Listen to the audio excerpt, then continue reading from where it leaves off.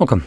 In front of me I have the Realme GT8 Pro, and I'll be going over unboxing along with a look at the device specifications, build quality and everything throughout, and give you just my general opinions about the device itself.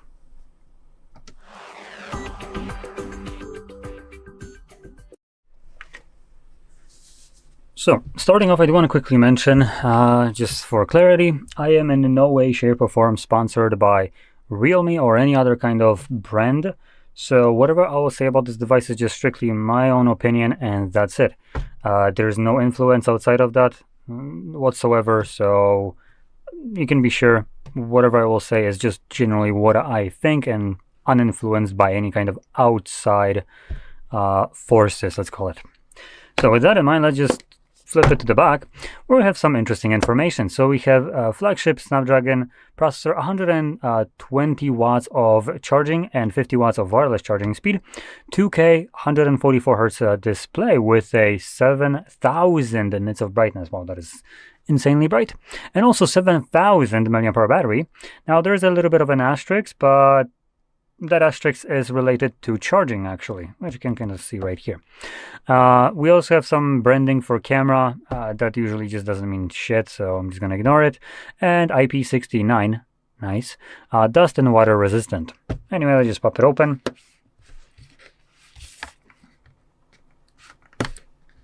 There we go. And in here, make it real. Okay, you don't need to put slogans here. Come on. I thought that we're past this kind of crap. But apparently, Realme didn't realize that yet. But anyway, here we have our Type-C to Type-A charging cable. And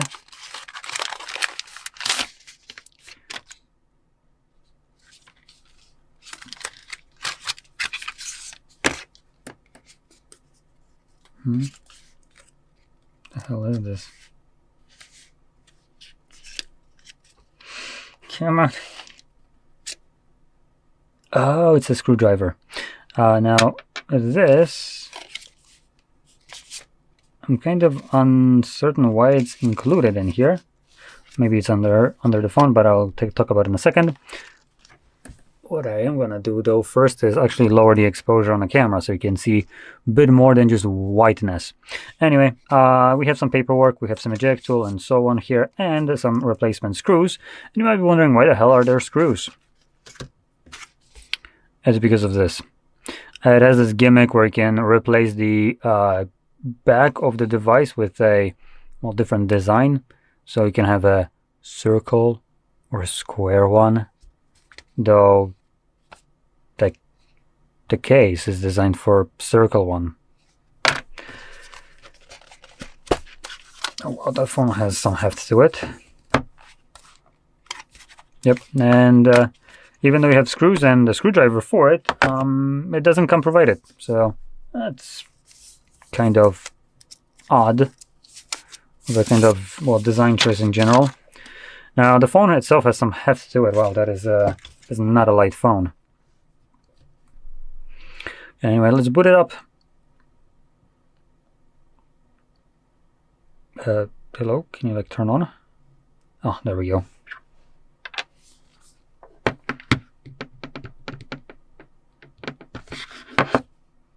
I want to point this out. Even though the camera is off center, phone laying on the table, it doesn't really wobble that much. Like, it has some wobble, but it's like for general usage, it's actually pretty good. It's infinitely better than if I were to grab my phone. And you can see right here, there's basically no wobble at the bottom.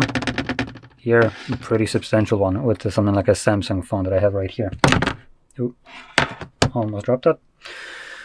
Anyway, so quickly going through the setup.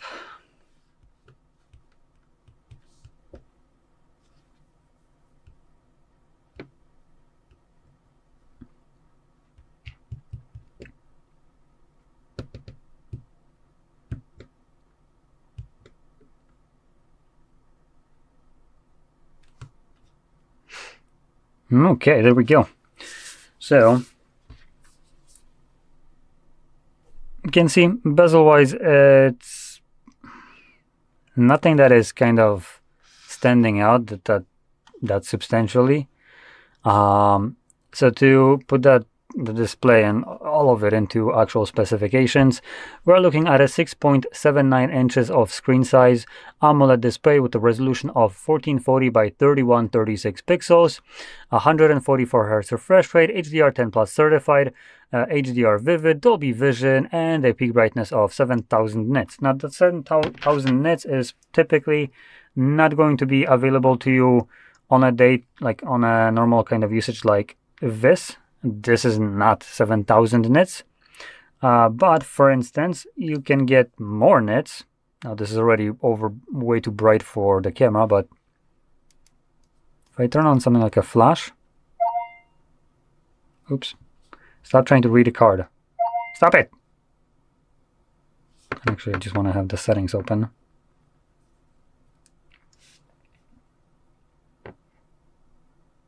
It's getting brighter. I genuinely can't really tell if it got brighter. Oh, did it? It did by a little bit. Okay, so brightness wise here, it's pretty damn high right here. It's, I think at this point, could be possibly the highest brightness, at least on paper, that I have seen. Now, anyway, one thing that is kind of odd here is something that I started seeing more often, which is the Dolby Vision that comes included with the device. So meaning if you're watching something like on Netflix, if Netflix even supports Dolby Vision, you could view it in that standard. And if you don't know what that even is, it's basically the equivalent of HDR, but it's patented or copyrighted by Dolby instead.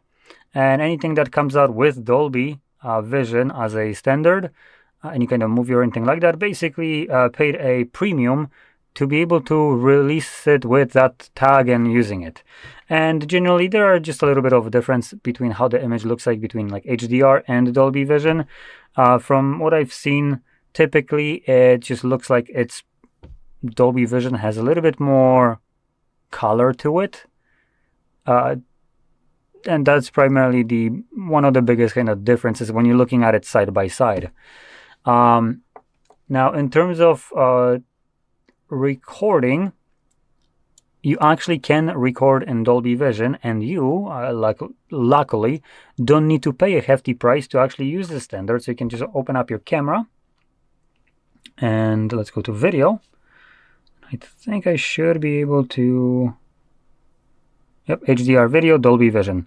So right now I'll be recording strictly in Dolby Vision, which is pretty neat as a feature if you want to have that specific look.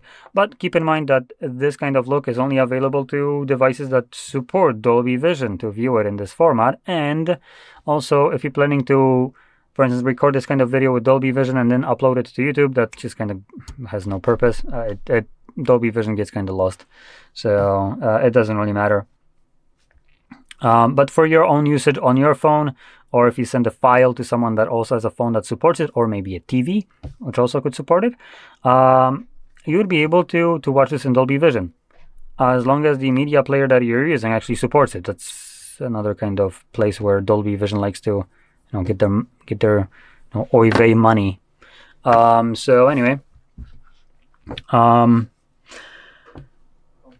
well, started talking about the cameras. Let's continue on with them. I did just point out that we can record with Dolby, but let's talk about the cameras themselves. So we have a wide sensor, which I presume it's this one right here, and that is a 50 megapixel 1.8 aperture 22mm lens. Then we get a 200 megapixel periscope telephoto, so that's the bottom one right here, is even labeled as 200 m, and that has a 1.6 aperture 65 millimeters with a 3x optical zoom.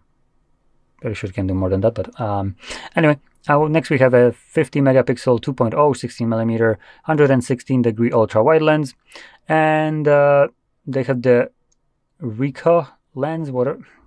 I surely can't pronounce that correctly. I'm pretty sure. So let's just presume I pronounced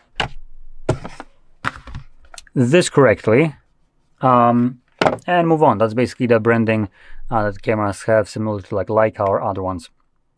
Now with the back cameras, you can record videos up to 8K at 30 frames, and 4K gets you up to 120, though I highly doubt this is like continuous.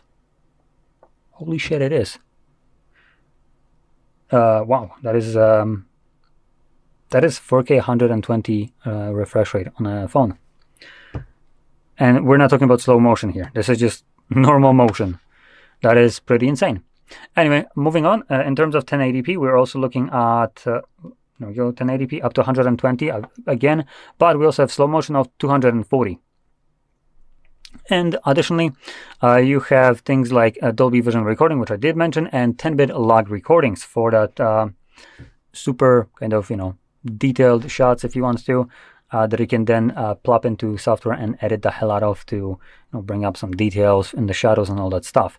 Now keep in mind, log recording takes a shitload of storage, so make sure you have sufficient amount of it. You can sometimes be looking at like a gigabyte per minute or something along those lines. Anyway, other than that, at the front right here, we got our selfie, and that is a 32 megapixel 2.4 aperture 24mm wide lens that does 4K 60. Nice. 1080p also up to 60, and also supports Dolby Vision in recording and gyroscopic electronic image stabilization. And that's about it for the cameras. Now, I'm not really going to go over like photography here on this unboxing. It obviously requires a little bit more work and preparation and all that stuff. I'm just kind of having a first look at the device. So if you're interested in that, either maybe check out, maybe someone here will make a video like this, or obviously other channels will probably do that as well. Now, continuing on with the device itself and the first look, let's move on to the internals. So the device packs a 7,000 mAh battery, which was mentioned on the box, and that's a really nice battery size right here. It can be charged up to 120 watts with the cable or 50 watts wirelessly, but there was this asterisk on the box. If you've seen it, there we go. So this basically claims that the battery typical value is 7,000 milliamps. Let me actually maybe bring it closer. I'm going to try to point it towards me so I can see it. To reach 120 max charging power and 50 watts max wireless charging power, the Realme 120 watt charger and the original charging cable must be used, aka this cable. So just any kind of charger, even though it supports 120, and just any kind of cable, even though it will support 120, even though they're combined, if they're not specifically from Realme and it's not this cable, it won't charge it at the specified ratings.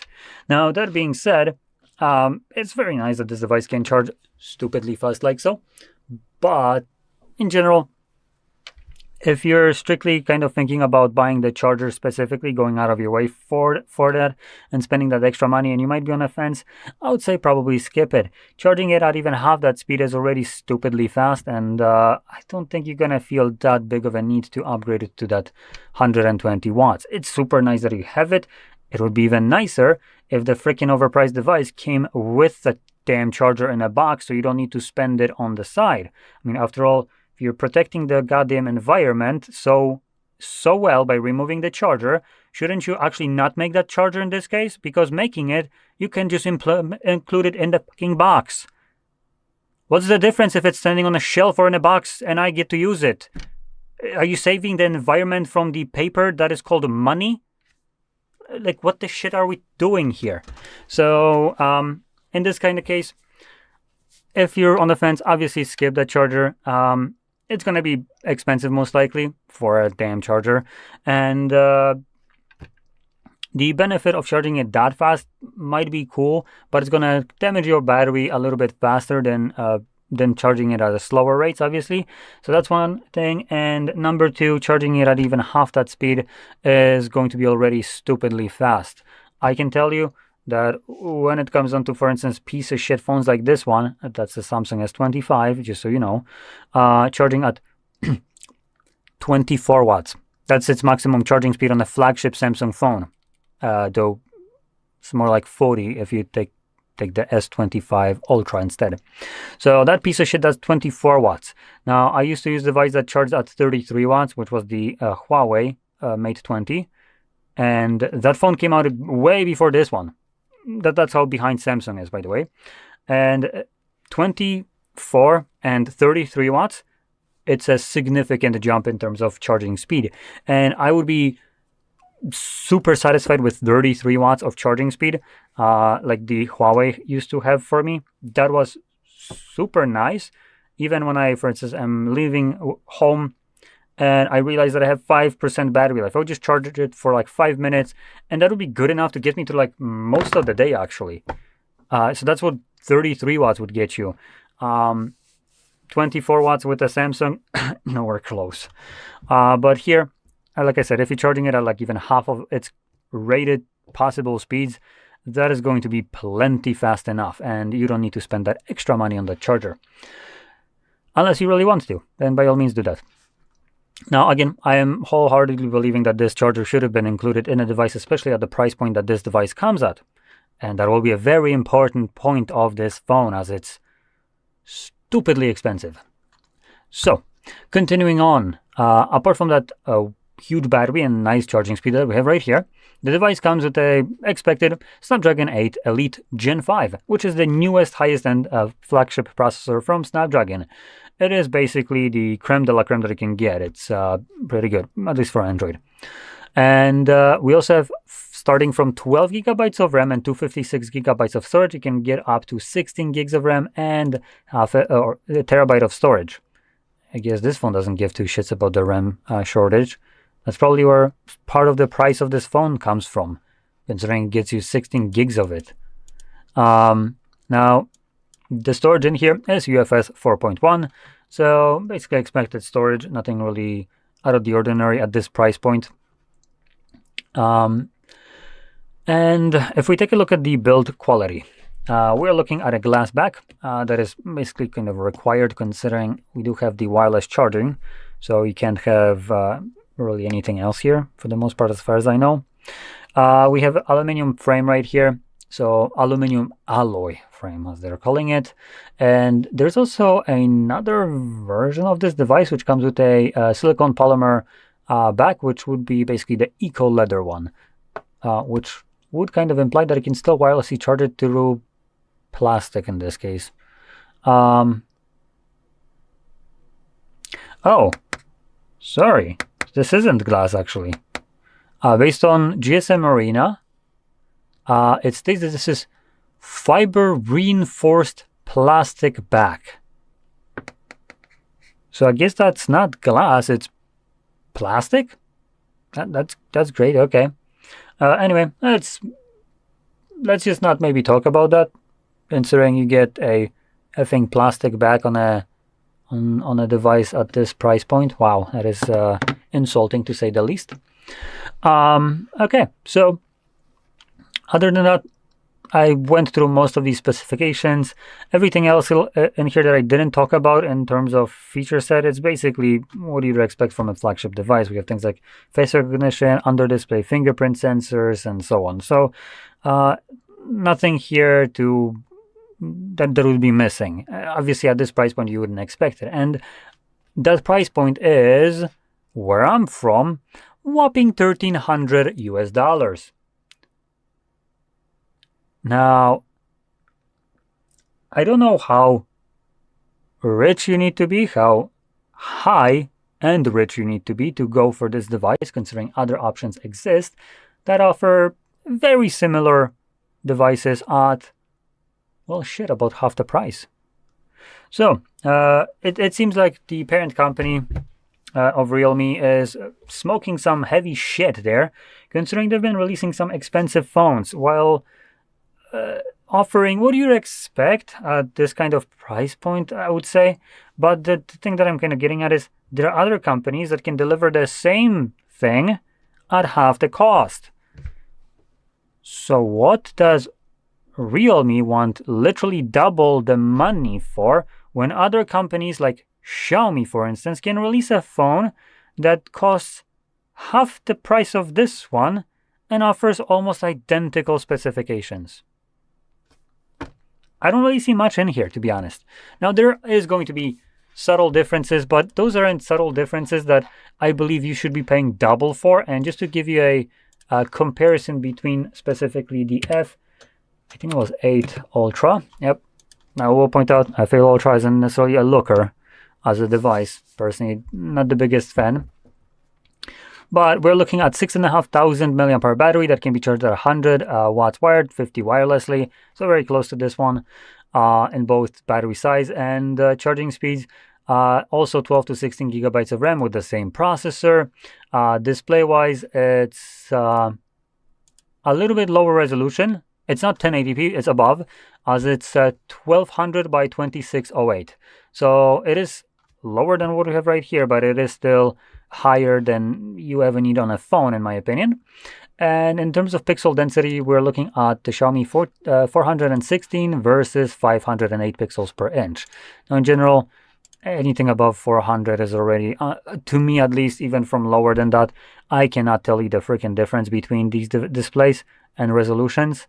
So it is something that is just kind of so high that it doesn't really matter anymore, at least to my eye. Display-wise, 6.9 versus 6.78. So this is actually a smaller display. That's kind of where the bigger discrepancy in pixels per inch come in. This one having much higher one, about like nearly 100 more pixels per inch. That is because it's a smaller display as well. Camera-wise, we're looking at triple 50 megapixels cameras, wide, periscope, and ultra-wide, that go up to 4K 60 as well, 8K 30. Also does slow motion up to actually 960 frames at 1080p, and 720 gets you to 1920 frames. Now, there is no recording using the Dolby Vision or kind of standard. So you get HDR, but not Dolby Vision specifically. And also 32 megapixels selfie. So again, pretty close. Though that selfie, unlike here, gets you only 30 frames, unlike 60 that you get right here. But 1080p gets you also 60. So those will be probably some of the more important features right here. And like I said, in general, these are very closely spec'd devices. There are some differences between them, but in general, I think I prefer to save up $600 and go for the cheaper device that offers me 90 to 95% of what this device offers. I mean, we have a lot of things that are shared, like the processors, the RAMs, the storage is a little bit lower, but the storage speeds, the charging speeds are also, I would say, shared, like, come on, 100 and 120, that's no difference really. So yeah, the Xiaomi Poco F8 Ultra, even though it's a Poco lineup, which some people, even here at the office, think that because it's a Poco it must be shit and made out of plastic. It's actually not that. It's the exact opposite of it. Not only is it not made out of plastic, it's also made out of aluminum and fiber reinforced plastic, which is the same thing that we have right here. But on top of that, it even has water resistance rating. That is IP68, which is dust, tight, and water resistant, immersible up to 1.5 meters for 30 minutes. Now, I didn't actually tell you about this one. This one has IP68, and I was pretty sure it was 69. Yeah, it was 69. So, the 69 basically stands for high pressure jets, immersible up to 2 meters for 30 minutes. So, half a meter more. Okay, there we go. So this one has a little bit of a better rating in terms of resistances for water. Generally, like I said, for $1,300 US, you can get stupidly good devices at half the price. And that half the price would have been the Poco F8 Ultra, which I would probably recommend more, especially that, generally speaking, I personally, and hey, you might be the same, I'm not a biggest fan of the Oxygen OS, or as we have right here, they're calling it, where the hell is it? Can't find it in the list. You know what, I'm just going to open it up in the settings and find it in here. Realme UI, sorry.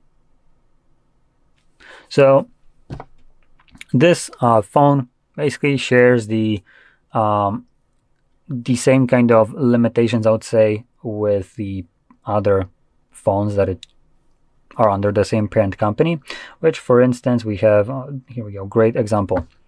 We have a 50% charge battery, what gets us about 15 hours. Now, this is a 7,000 mAh battery, right?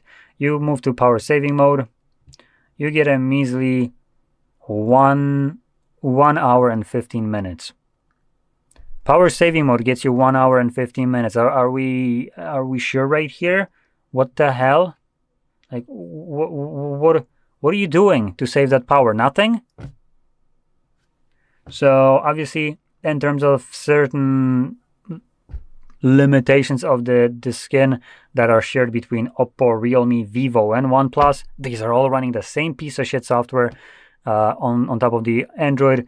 That is absolutely awful in my opinion at this point. It used to be great, but when you're looking at super power saving mode that gets you a shitty 2 hours of extra battery life while looking like this, it's pretty bad.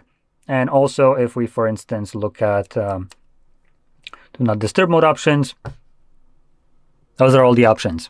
Schedule, calls and messages managed together.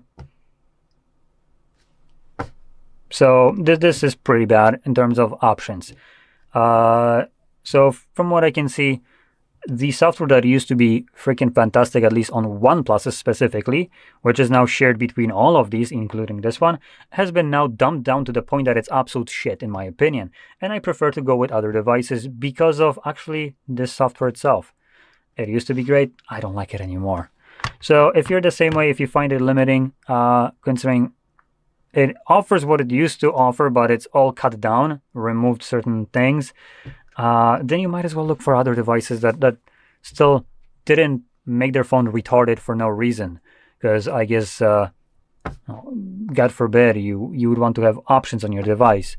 And obviously, these phones consider their user base to be fucking idiots because, if I remember correctly, let's go security, not app security, device unlock, there we go, screen lock. I'm going to select pattern.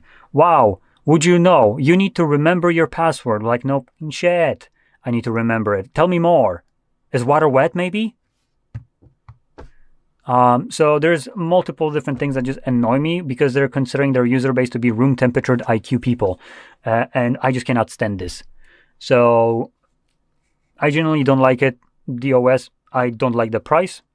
And like I said, if I have a choice between spending half the money and getting nearly the same device, I might as well go for the Xiaomi. And like I said at the beginning, I am in no way sponsored by any company. This is just generally what I believe in as a much better package over what you get. And that package is based on the value, which you can't argue that if you're getting nearly the same device for half the price, the value is undeniable.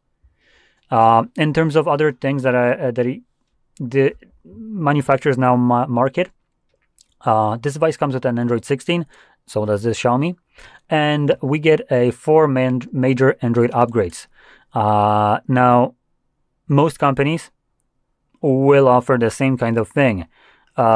This is not like a company unique kind of thing that something like Samsung came out and started marketing like, oh, we're so fucking amazing, we're gonna now start giving you 4 years of Android upgrades. They didn't do it out of their goodness of their heart. They did it because European Union forced them to do so. And so does it force Realme and everyone else that does business. Now, there's a little bit of a caveat from what I've learned. Apparently, this law only applies if the manufacturer actually does any updates. They're forced to update it for 4 years. But if a phone releases it and doesn't upgrade it at all, they don't need to support it for 4 years, which seems like a little bit of a loophole here, because it will kind of incentivize not doing anything with your device, like updating it from the manufacturer's meaning. But anyway, this one gets 4 years, so does the Xiaomi, so nothing really different there. Same kind of Android, so it's going to get to the same point. And yeah, that's about it. That's all I wanted to give you here, which I did go through basically everything.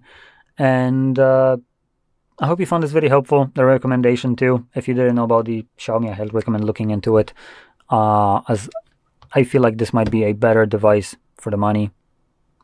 And in any case, don't forget to hit like, subscribe, and thanks for watching. Hi, it's HardReset, and today I'll show you how to fix battery percentage not showing on Realme GT8 Pro.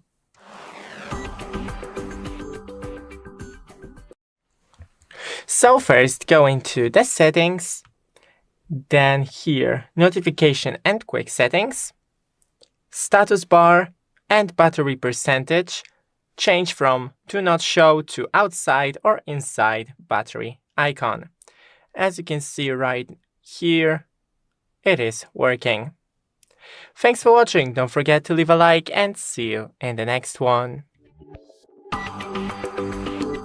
Welcome. In this video I will show you how to change default home screen layout on your Realme GT8 Pro. To do that, you're gonna have to hold your finger down on an empty space of your home screen, and once you see this interface, tap on layout option and then select either 4 or 5 columns depending on how many you want to use in your on your home screen. And then you can also additionally hide icon names if you'd like to, or if you want to show them, then switch this toggle to the left. And to apply changes, tap apply in the top right corner of the screen. And that's it. Thank you for watching this video. If you liked it, please consider subscribing to our channel, leave us a like and a comment below, and I'll see you in the next one. Welcome. In this video I will show you how to enable one-handed mode on your Realme GT8 Pro smartphone. First, we're gonna have to open settings on this device, then scroll down to accessibility and convenience menu in settings, open it, and here in accessibility and convenience find one-handed mode option and select it. To enable it, just switch this toggle to the right. And then to use it, you're gonna have to perform a swipe down gesture at the bottom of your screen, like this. And this way you'll be able to easily access the top elements of your device's screen with one hand. And to disable this mode, go out of this mode, just tap on the arrow icon at the top of your window. And if you want to disable it completely, switch this toggle to the left. And that's it. Thank you for watching this video. If you liked it, please consider subscribing to our channel, leave us a like and a comment below. And I'll see you in the next one. Welcome. In this video I will show you how to turn on always on display on Realme GT8 Pro. First of all, we're gonna have to open settings on the smartphone and then scroll down to home screen, lock screen and style menu.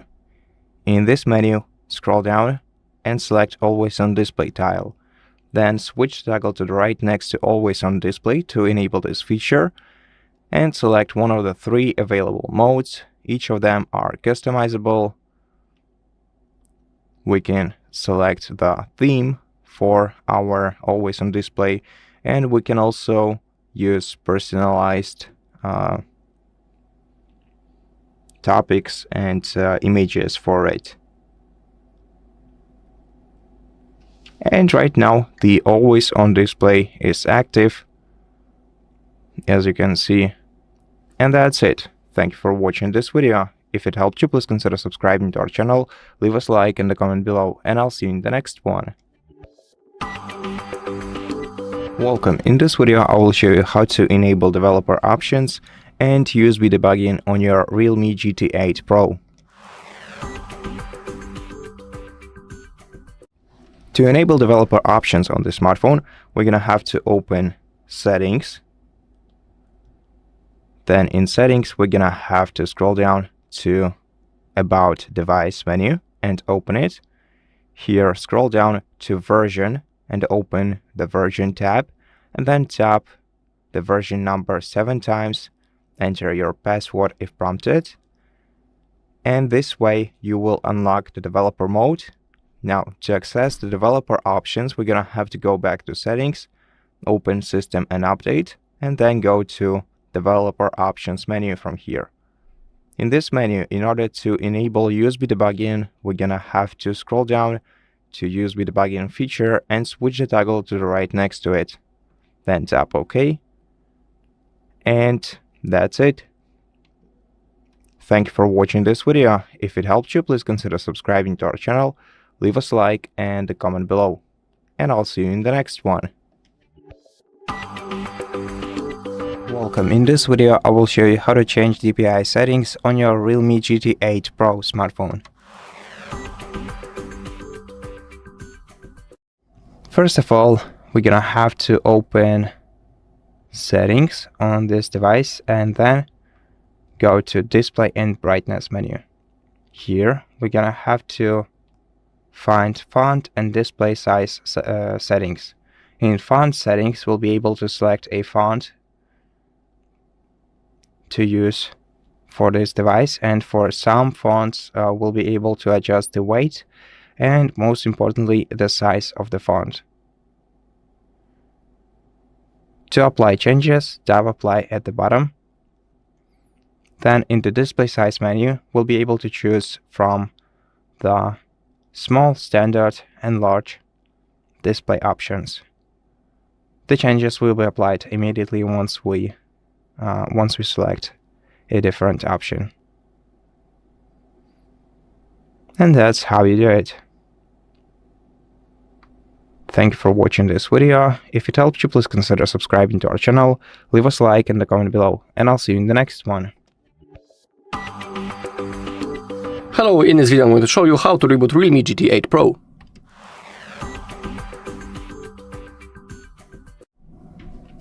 Alright, to reboot our phone, all we need to do is to launch the power menu. It is really easy, simply click the power key and volume up. Just like that. Now we have our power menu. Now drag this white ball to the upside. That's the restart function. And now release your finger. Now our device will be turned off, and after a few seconds it will be automatically turned on again, and our device will be ready to use. Also, tell that rebooting your device from time to time, let's say once a week, is completely okay, and it's even recommended for our device, because basically during that process our phone rests, we can call it that way, and also the RAM gets freed up, so it may help with performance of your phone. If it's laggy, the screen gets frozen sometimes, that's the moment when you can perform a reboot. And also, I will tell that once I had a situation that one of my apps didn't want to launch at all. And that was the moment when I have performed a reboot and everything started working properly. So if you have issues like that, you can try rebooting your phone. Alright, and that's all in this video. Thank you all for watching. If you found this video helpful, please leave a like, comment, and subscribe. Welcome. In this video, I will show you how to enable notification dots on icons on your Realme GT8 Pro smartphone. To do that, we're gonna have to open Settings on the smartphone, then scroll down to Notifications and Quick Settings menu. In this menu, select App Icon Badges and switch this toggle to the right to enable them. Then you can also select the badge style, so it can be either a number or a dot.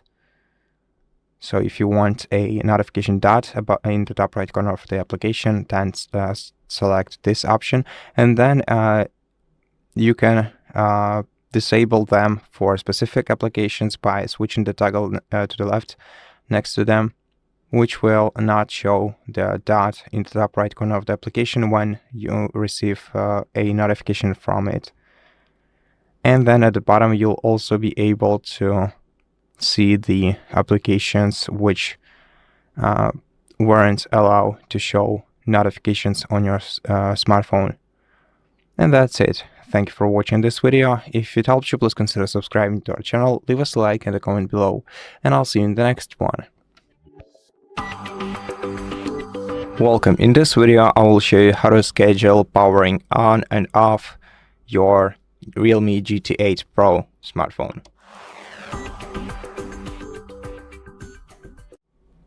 First of all, we're gonna have to open Settings on this device.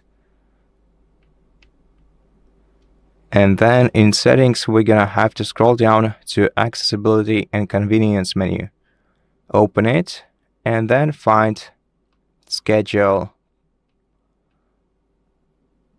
power on/off. And to enable this schedule, switch on auto power on and auto power off, and then manually adjust the values in here. So here we can select the time when we want the phone to automatically turn on using this scroll wheel, and we can also select the days when we want this process to be repeated. Then tap finish and then select the auto power off time for your smartphone in the very same way and tap finish. And this way you will make your device automatically turn on and off. To disable this feature, just switch the toggles to the left. And that's it. Thank you for watching this video. If you liked it, please consider subscribing to our channel, leave us a like in the comment below, and I'll see you in the next one. Welcome. In this video, I will show you how to use Realme GT8 Pro as a Wi-Fi hotspot. First, we're gonna have to open settings on this device, then scroll down to mobile network option and open this menu. And after that, we're gonna have to select personal hotspot and switch this toggle to the right to enable it. Then if you want to quickly connect to this hotspot, you're gonna have to tap on the QR code we see right here, confirm your identity, and then scan this QR code using the camera of another device. And here you can also adjust the hotspot name and the password, the security type, the band that you would like to use, and whether or not you wanted to use Wi-Fi 6 protocol for a faster connection. You can also check the devices connected to your hotspot and enable or disable auto turn off for it. And you can also enable Bluetooth tethering if you'd like to by switching this toggle to the right. And that's basically it. Thank you for watching this video. If it helped you, please consider subscribing to our channel, leave us a like in the comment below, and I'll see you in the next one. Welcome to our channel. In this video I will show you how to find list of message alerts and change message notification sound on phone Realme GT8 Pro.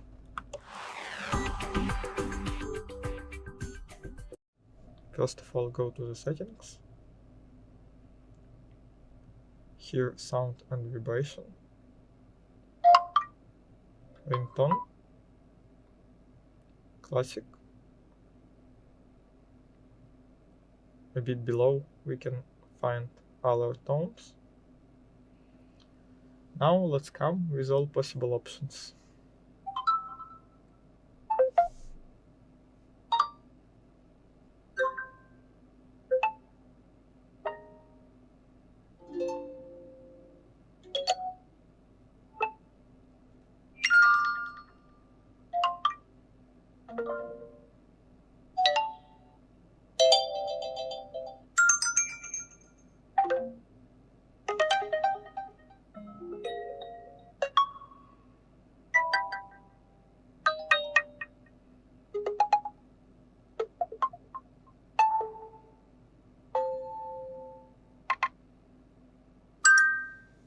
That's it. Thank you for watching.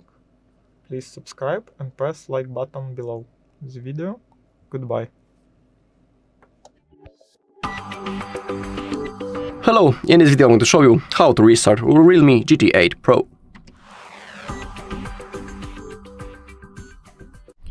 Okay, we have 2 methods how we can restart our phone. Of course, I'll show you both of them. First and the recommended method is a reboot through the power menu. To do it, we need to click the power key and volume up at the same time to launch our menu, just like that. Now drag this white ball into the restart function, and now If you release your finger, your device will be turned off, and after a few seconds it will be turned on again automatically, and our device will be ready to use. Now the second method, which is the forced restart, and it's recommended, for example, when our whole screen is lagged, frozen, we cannot do anything, screen is unresponsive. That's the moment when you can perform the forced restart. And again, we need to use the power key and volume up, but this time we need to keep holding both keys at the same time until our screen turns off. So keep holding power key and volume up. We need to hold them for around 10 seconds and maybe less, I don't know how long exactly, but simply wait until the screen goes black. Now you can release your fingers. We should see the Realme logo. Yeah, the phone vibrates, we have our Realme logo, and now simply wait until the phone turns on and everything will be ready to use. Also, I will tell you that rebooting your device from time to time is good for your device's health, because basically during that process our phone rests, also the RAM gets freed up. Yeah, so that is why it's good to perform the reboot. Alright, and that's all in this video. Thank you all for watching. If you found this video helpful, please leave a like, comment and subscribe. Welcome. In this video, I will show you how to enable spatial audio for headphones on your Realme GT8 Pro. First of all, make sure that the headphones are connected to your smartphone. So go to Settings, go to Bluetooth menu, make sure that the Bluetooth is enabled and your headphones are connected to your device. Then you're gonna have to scroll down to Sound and Vibration menu and open it, and then select Sound Effect Settings, select your current device, your current speakers here, and switch the sound effects from Reality to Spatial Audio. Then you can also switch between fixed spatial audio and head tracking spatial audio if it's supported, and you can optionally enhance a sound for speaker mode. Besides, we also have the holo audio feature that will allow us experience the sound from different locations when playing multiple audio sources at the same time. And we can either use auto distribution of the sound or customize it by selecting custom and then changing the position of each sound source, like this.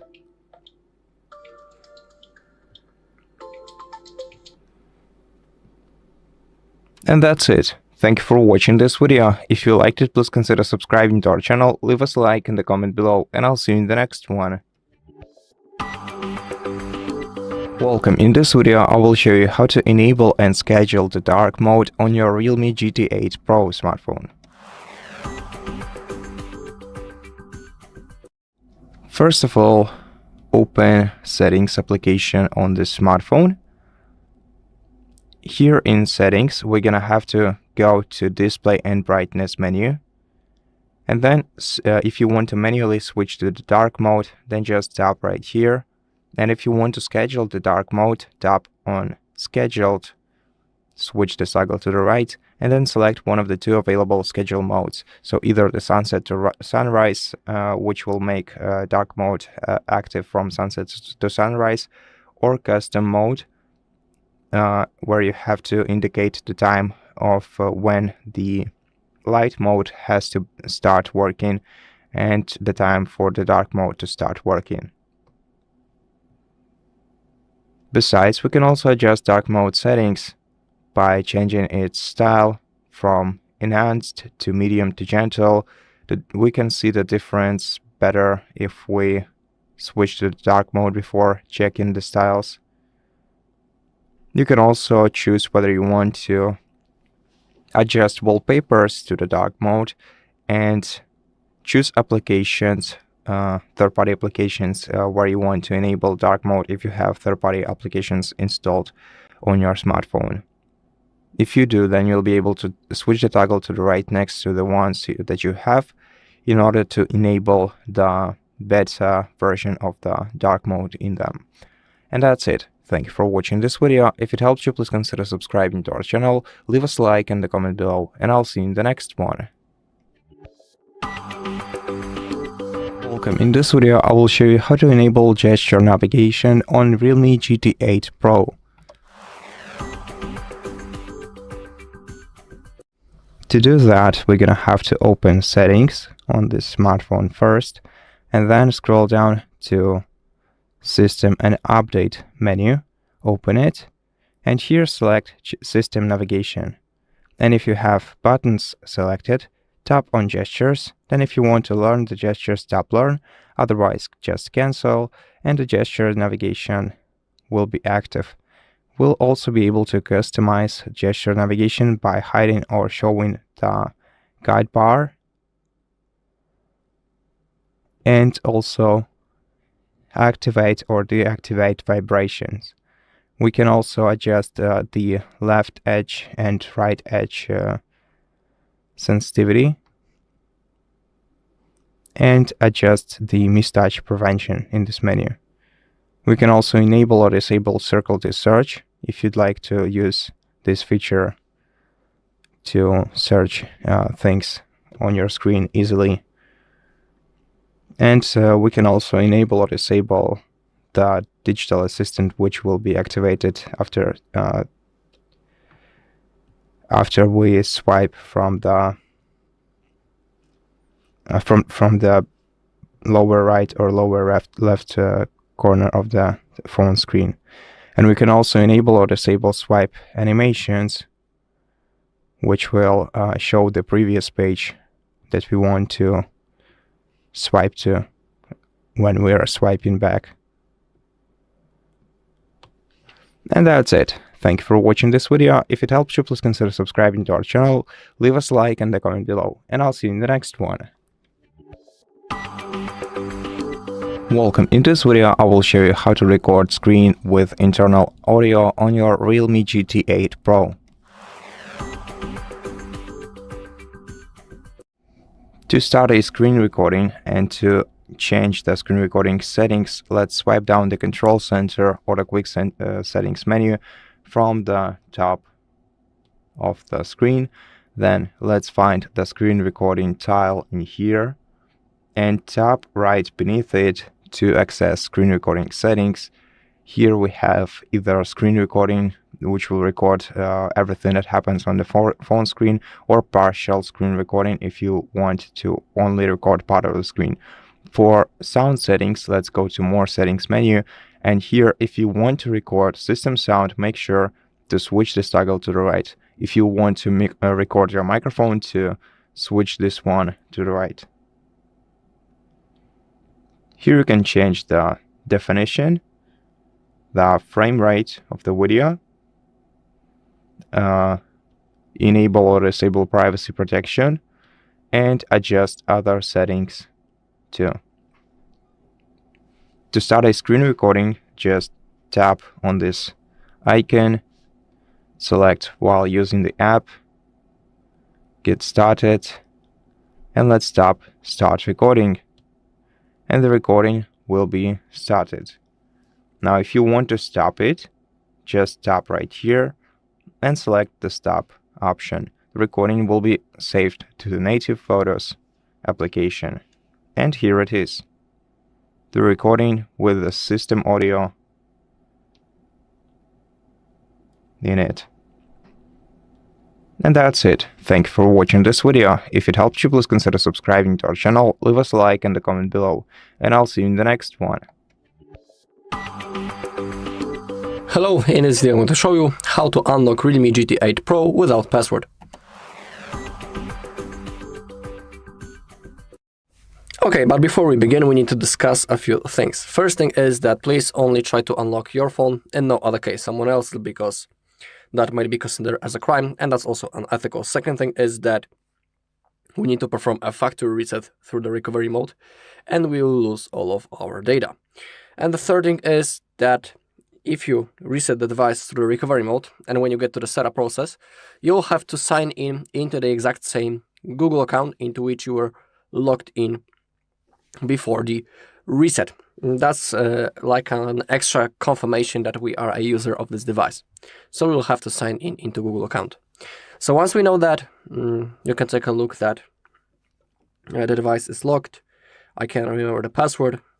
And now we need to power off our device. So let's click power key and volume up at the same time and select power off. And now we need to enter recovery mode. We do it by holding the power key and volume down at the same time until we see the Realme logo. When it appears, release the finger from power key, but keep holding volume down. So first power key and volume down, hold both buttons at the same time. When the Realme logo appears, release the power key, keep holding volume down. Now select your language. I'm about to select the English, and now select format data. Now type this code using the keyboard and click on format. OK, data formatted, click on OK, and now we just need to simply wait until our phone turns on, and we'll have to go through the setup process. Alright, and that's all in this video. Thank you all for watching. If you found this video helpful, please leave a like, comment, and subscribe. Welcome. In this video, I will show you how to back up your phone contacts to Google account on Realme GT8 Pro.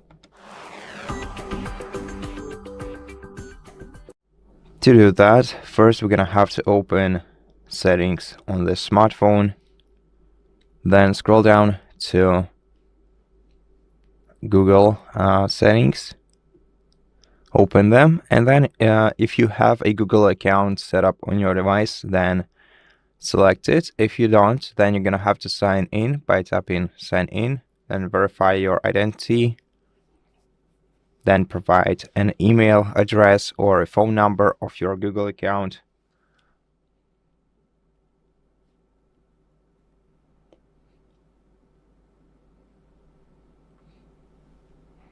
And tap next.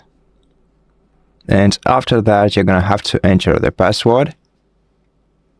And then tap next once again. Next, I agree. Then wait until the Google services are loaded. And now here in the backup device data, make sure that this toggle is switched on. Tap accept. And now let's go to manage backup, and here let's check other device data, and here you're gonna have to select contacts. So if you have contacts on your smartphone, then you'll be able to back up your contacts data. Unfortunately, I don't have any contacts right now on my smartphone, therefore I don't have such option here. And if you want to perform a backup immediately, just return to the backup menu and select backup now. Then enter your password and wait until the backup is finished. And that's it. Thank you for watching this video. If you liked it, please consider subscribing to our channel, leave us a like in the comment below, and I'll see you in the next one. Hello, in front of me I have Realme GT8 Pro, and in this video I'm going to show you how to restore WhatsApp backup.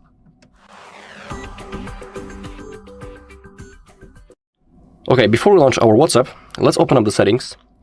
Now scroll down a little bit until you find Google, and in here we need to make sure that we are signed in into proper Google account. You need to be signed in into the exact same Google account that you have selected before when you were creating your backup. It is really important because if you sign in into the wrong account, you won't have possibility to restore your chats, so make sure that the account is proper. Now we can launch our WhatsApp. Open it up, select your language, click on agree and continue. We can click on allow to send us notifications, and now in that place we need to type our phone number. You can type it manually, or you can click on what's my number, then continue, allow, and our phone number will be selected automatically. Then click on use and hit on next. We also need to verify our phone number. We have a few methods how we can do it. We have the code from the SMS message, missed call, or voice call. It is up to you which thing you'll select. Currently, in my case, the missed call is selected, we can see it on the screen. If you click on verify another way, you can pick another method. I'll stick to the missed call, then click on allow.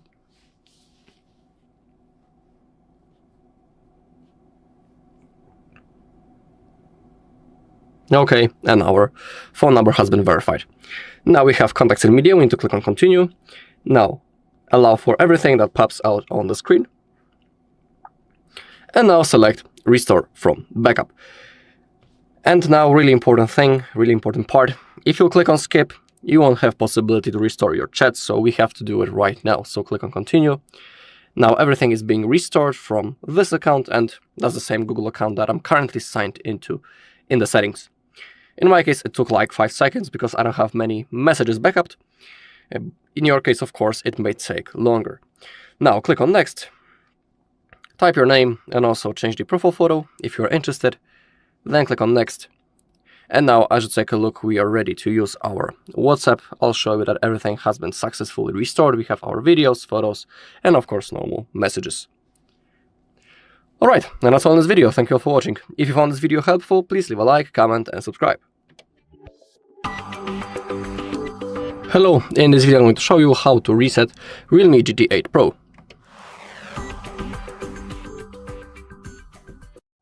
Okay, we have 2 methods how we can reset our Realme. I'll show you the both methods, of course.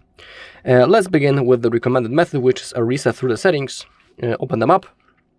Then scroll down, click on System and Update, and now Backup and Reset. In here you can also create a backup of your data, so you'll be able to restore it later in the future, so you won't lose anything. If you don't know how to create a backup, on our channel you can find a video how to do it, so if you want you can watch it.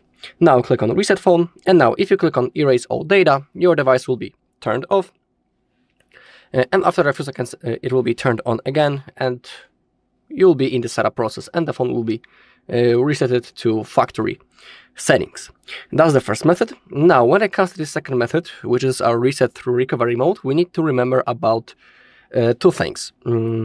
First thing is that if you have your screen lock, you'll have to type it later in the setup process as a confirmation that you are a user of this device. And also, you may have to sign in into Google account into which you were logged in before the reset. Actually, you'll have a choice. You'll be able to type the screen lock or sign in into Google account that you are using on your phone as a confirmation. So once we know that, we need to power off our device. So click power key and volume up and click on power off. Now to enter recovery mode, we need to hold the power key and volume down at the same time until we see the Realme logo.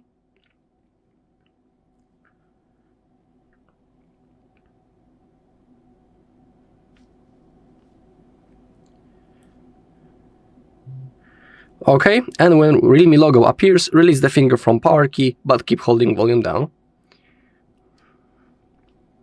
Okay, now select language, select format data, type this code using the keyboard, and click on format. Data formatted, click on OK, and now our device will be turned on again automatically, and we will have to go through the setup process. Alright, and that's all in this video. Thank you all for watching. If you found this video helpful, please leave a like, comment, and subscribe. Welcome to our channel.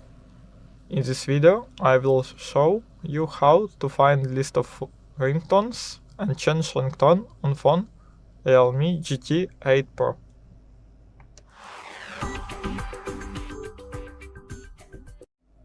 First of all, go to the settings, sound and vibration, next ringtone, classic. That's all built-in sounds. Now let's come with all possible options.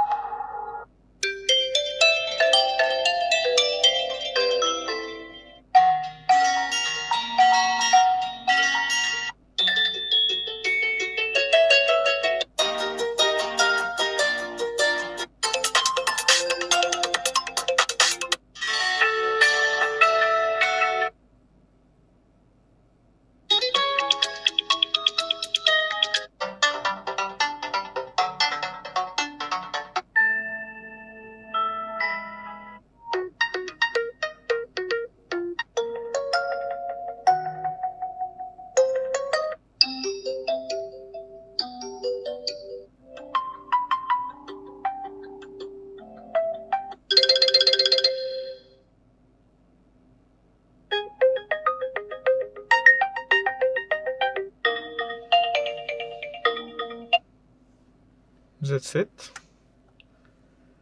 Thanks for watching. Please subscribe and press like button below. Goodbye. Welcome. In front of me is a Realme GT8 Pro, and today I will show you how we can insert SIM card into this device.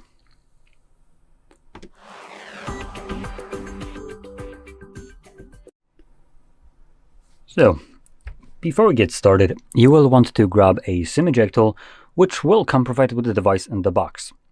I got one right here. Now this one looks a little bit fancy and came from a budget device, but you typically will be looking for something that looks a little bit more garbage, like this, or something akin to this. Alternatively, if you can't find anything like that, you could use a paperclip, straighten out one of the ends, and as long as it doesn't have that plastic or wrap around it, if it does, you can cut it off. And once you do, it should work just as well as any one of these. So once you have either one of those, you can then pop out the tray. So you do need to first remove case off of your device if you have one on. There we go. And the tray is located at the bottom of the phone. Now in here you can see we have a couple different holes. So we obviously want to use the one that is part of this cutout right here, which is our SIM tray. So, oops, find the little insert area. And you want to push that pin in here. When you do, you can see that the tray pops out enough for you to be able to pull it out. Now on the tray, you'll have space for 2 SIM cards, one on each side. Now unfortunately, there is no space for expandable storage, so you're not going to be able to pop in your SD card anywhere. Now when you're planning to use physical SIM card, or 2 of them, you can obviously place them either top, bottom, or obviously both sides for both cards. But if you're planning to use an eSIM, though I'm not sure if it does support eSIM, to be completely honest, but if it does, then you will always have the SIM number 2 reserved for an eSIM. Now it's something that you need to turn on in the settings under the SIM or connectivity or whatever it is. And once you do, it basically disables the bottom tray, which is SIM number 2, from reading any kind of card that would be on here, and then instead you would be able to connect an eSIM instead, while still being able to use a physical card on the top tray, which is SIM number 1. Anyway, once your card is in place, which it should be flush on the tray and shouldn't be falling out of it if you flip it upside down, you can then insert it back into your device, and the card should start working right away. Come on. Chop, chop. There we go. And I just need to confirm my SIM card pin to unlock it, and I'm good to go. The card is unlocked, connected, or should be connected typically, and that's about it. So, if you found this very helpful, don't forget to hit like, subscribe, and thanks for watching. Hello, in front of me I have Realme GT8 Pro, and in this video I'm going to show you how to create a backup of your WhatsApp chats.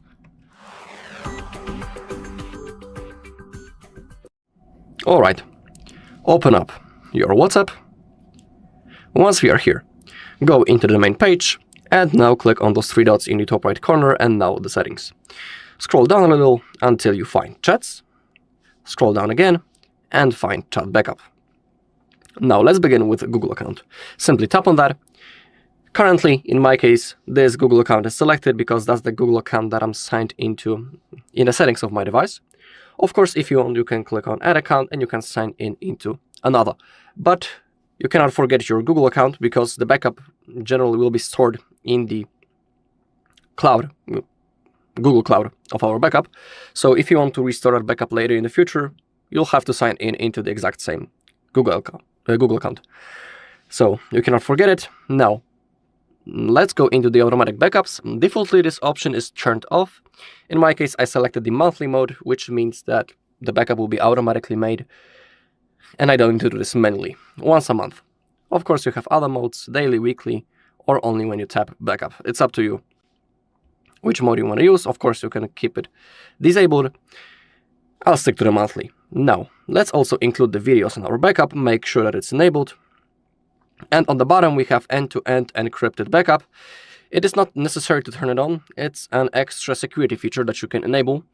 And if you click use passkey, you'll be able to create a unique password that you'll need to type in the future in the moment when you want to restore your backup. But be aware that if you create a password and you forget it, you won't be able to restore anything. Everything will be lost. So just like I'm saying, if you choose to create it, don't forget it.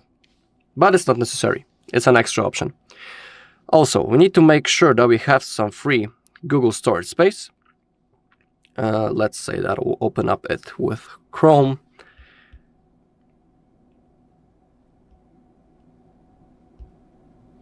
Weird thing that shouldn't pop out, but let's set it as default. Okay, and in here you can monitor your current storage. You need to have enough, because if you don't have enough, you simply won't be able to create it. To create a backup, of course, you can click on clean up space or get more storage. Now, to create a backup, simply hit the green button. The process will begin. In my case, it will take like 3 seconds because I don't have many messages on this account. Okay, it's already finished. We can verify it right in here. Last backup, we can see current hour. We can compare them. So now we know that everything went successfully. Down below, we also have the size of our backup. Alright, and that's all in this video. Thank you all for watching. If you found this video helpful, please leave a like, comment, and subscribe. Welcome. In this video, I will show you how to set up a private safe for hidden files on your Realme GT8 Pro.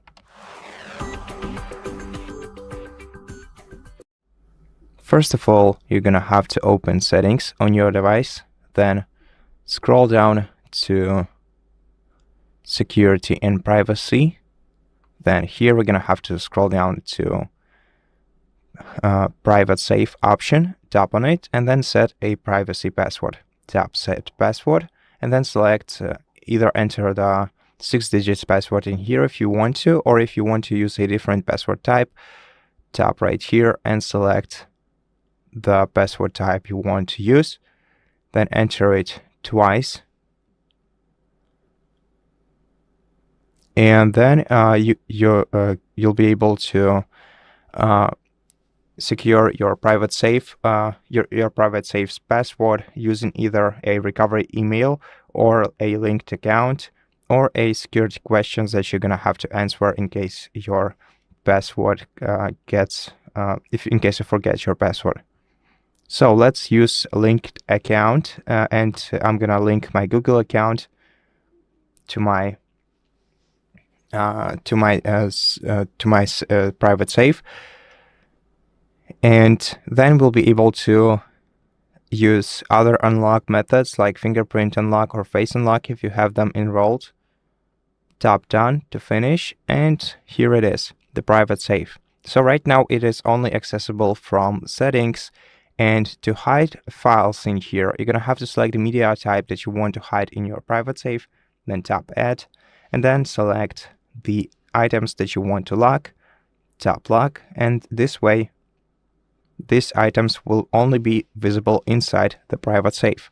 And if you want to access the private safe from the home screen, tap the 3-dot icon in the top right corner of the screen, select Settings, then switch the toggle to the right next to home screen icon, then tap Add, and then you'll be able to access your private safe from the home screen.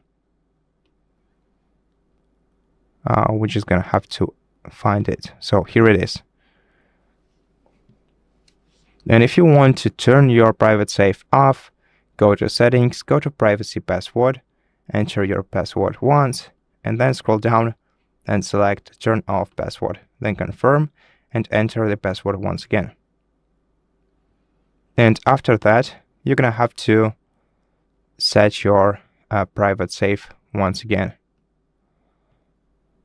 However, the photos or the media that you stored in there will not be recovered until you access your private safe once again and recover the media from there. And that's it. Thank you for watching this video. If you liked it, please consider subscribing to our channel, leave us a like in the comment below, and I'll see you in the next one. Welcome. In this video, I will show you how to set up dual SIM on your Realme GT8 Pro and how to select a preferred data SIM card. So there are two ways to set up dual SIM. One is by inserting one SIM card into your smartphone physically and setting up an eSIM for a second SIM card slot. First of all, in order to insert a SIM card into your smartphone, you're going to have to prepare a pin-like tool like this one and insert it into the pinhole of the SIM card tray that is located on at the bottom of your smartphone. Just insert it carefully and the SIM card tray will jump right out of your smartphone. Then here you'll be able to see which side of the SIM card tray is for SIM card 1 and which card is for SIM card 2. So SIM 1 has to have gotta have the physical SIM card inside. And if you have two physical SIM cards, then insert SIM 1 in here and SIM 2 into this slot like this. Make sure that SIM cards sit firmly and make sure that they don't fall out of your SIM card tray when you rotate it. And after that, you're gonna have to reinsert the SIM card tray back into the smartphone, just like this, carefully. Push it inside. And then, in order to select a preferred SIM card for mobile data and other features, you're gonna have to first open settings on the smartphone, and then we're gonna have to go to the mobile network. Here in the mobile network settings, you'll be able to select default SIM card for calling, where you'll be able to choose one of the two SIM cards or always ask if you want to be asked every time, and set the default SIM for mobile data. If you want to set up an eSIM, you're going to have to tap Add eSIM, and this will disable your second SIM card, as the second SIM card is, as the physical one is optional. Therefore, if you want to set up an eSIM, you're going to have to either disable or not use your second SIM card. And after tapping Add eSIM, you're gonna have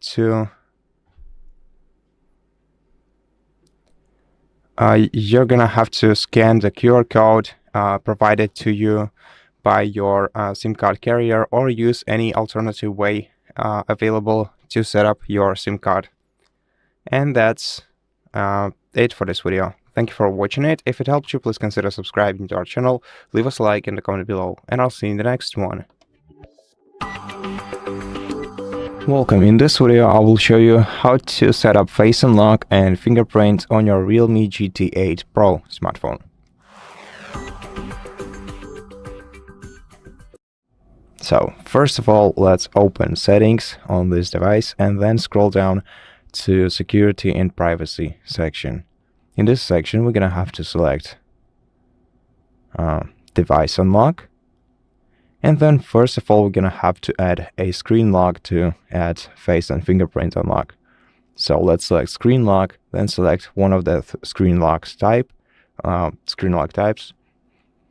For example, pattern. Tap next, and then draw a pattern or enter a password twice to confirm your choice. After that, tap done, and will be immediately offered to add a fingerprint unlock feature. So let's tap enable, then agree, and then before we add a new fingerprint to our device, let's wipe the surface of the smartphone screen using a microfiber cloth. or just a dry towel. Also ensure that your fingers are dry. Tap Add Fingerprint and then start firmly pressing the circle on your screen, filling the image of the fingerprint step by step.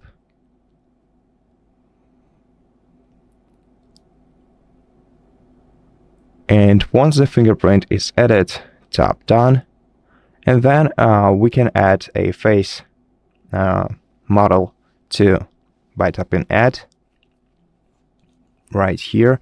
Now before we do that, let's make sure that we can clearly see our the face in the screen, in the camera, as the frontal camera may be blurry or the lights may be just way too dry, and this way the phone will not be able to recognize the face. So let's make sure that we can clearly see our face in the camera, and tap Add, Agree, then tap Add Now and look directly at your smartphone's camera for a couple of seconds until your face is enrolled. Then we can tap Done, and from now on we'll be able to start using both methods to unlock this smartphone. So if you want to unlock your device with a fingerprint, put your device on the lock screen and then press the fingerprint scanner with your fingertip. And if you want to unlock your device using face recognition, just look at your device's screen directly. Sometimes these features won't work instantly, and in such case you're gonna have to restart your phone by pressing power button and volume up keys at the same time, and then swiping the circle to the top to restart your phone before you can start using these features. Also, before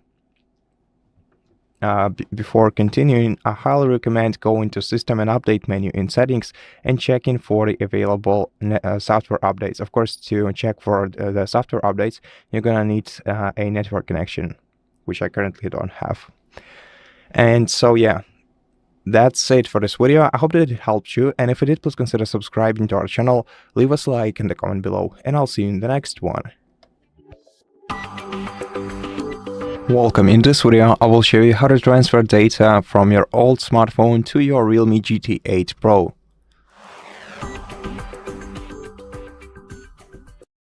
First of all, you're gonna have to find the application called Clone Phone, either in your apps menu right here or in the tools section on your home screen.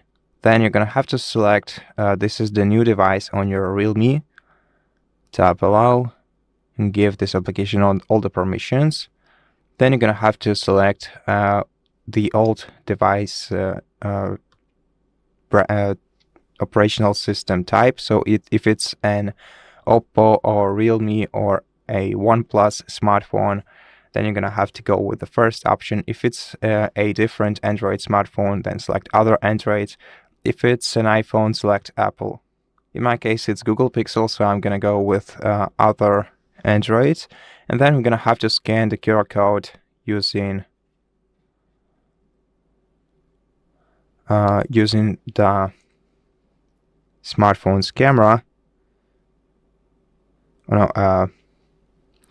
Okay, so first of all, we're gonna have to download the Oppo Clone Phone application manually. To do that, open the Google Play Store and then search for Oppo Clone Phone app.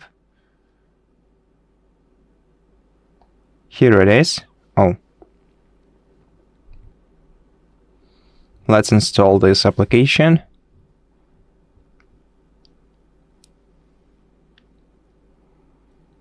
And then let's open it and give it all the permissions after we scan the QR code. So to scan the QR code, tap Scan QR Code, and then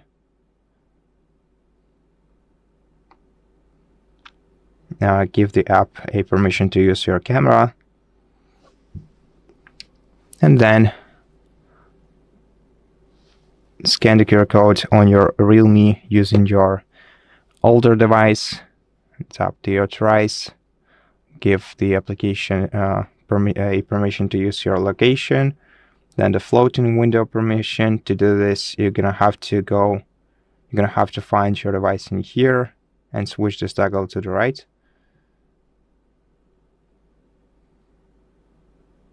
Okay.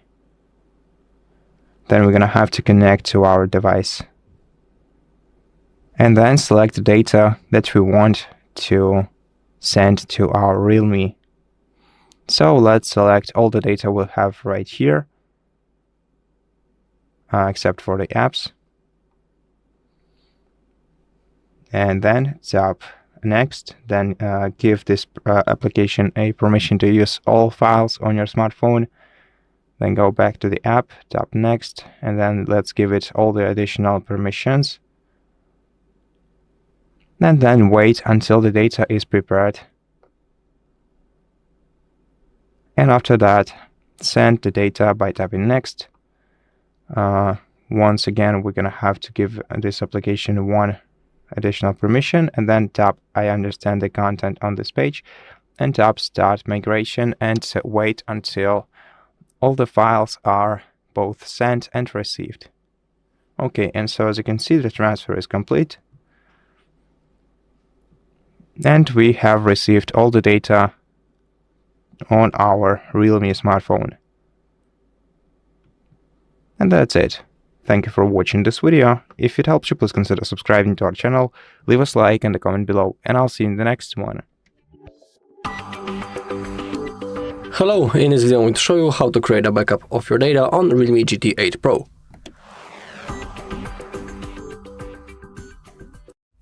Okay, so let's open up the settings on our device. Once we are here, we need to scroll all the way down until you find System and Update.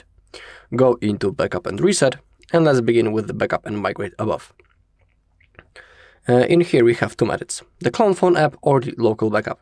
In my case, when it comes to the Clone Phone app, I don't know why it doesn't want to work properly, because when I'm downloading the Clone Phone on my second device, the only option that I have is sending the data. That's not the thing. We want to receive the data on our second device, and I don't know why in my case it doesn't want to appear. I don't have that function, but maybe in your case it will work. So you'll have to click on your Realme that this is the old device and that you want to receive the data on another phone. Let's go with local backup then. In here, to create a backup, hit this button down below, select the things that you want to copy. In my case, I want everything except my apps. Then click on Start. Okay, backup has been completed, but you need to be aware that this backup is stored locally in internal storage of our phone. So even after the reset of our device, the backup will be lost also. So let me show you how you can copy it into your PC. So give me a second and I'll see you on my desktop. Okay, to restore the backup on the PC, to copy it, connect your phone into your PC using the USB-C cable. Now open a notification bar, click on charging this device via USB, and select File Transfer / Android Auto. Now open up the File Explorer, go into this PC, select the Realme, click on Internal Shared Storage, find Android, Data, now find Backup Restore, go into Backup, Data, and in here we have the backups that are stored in the storage of our device. So let me check quickly which one is the backup that I made. It ends with... Now, which one is it exactly? Because I have two of those. Okay, that's the backup that I have just created. And now to copy it into your PC, simply hold it and drag it into your desktop, for example. Okay, and now it is stored safely on our PC, our backup. So now we can unplug the cable, and now let's go straight to another option, which will be copying from, we'll make a backup using our Google account. Make sure that photos and videos and other device data are enabled. And also you need to check on which account you are creating your backup. Because if you want to restart the backup later in the future, you'll need to be signed in into the exact same Google account. So that's our Google account on which we are making our backup, and now hit this green button to start the process. Okay, in here a small circle appeared, as you can see, and it's going to slowly fulfill. When it disappears, it means that our backup has been successfully created, and we will also see a notification on the bottom of the screen if everything goes successfully. So I'll see you in a second.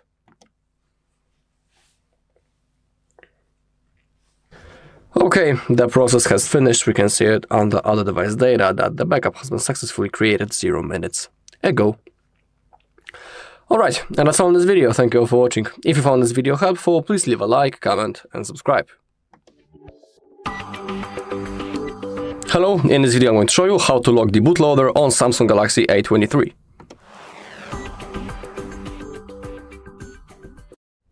Okay, you need to remember that if you want to lock the bootloader, the phone will perform a factory reset and you will lose all of your data. So I highly recommend to create a backup of the data before unlocking the bootloader. And so, to lock the bootloader, we need to have an USB-C cable that is also connected into our PC or laptop. And now, power off your device, so hold power key and volume down at the same time for around 1 second, and now click on power off. Okay. Now, to enter the special menu that will allow us to lock the bootloader, we need to hold both volume keys at the same time, and while we are holding them, we need to insert the cable into our phone. But if you insert the cable, don't release the buttons yet, wait until a menu appears on the screen. So, both volume keys at the same time, insert the cable, keep holding the buttons. We have the menu. Now, we need to hold volume up for a few seconds.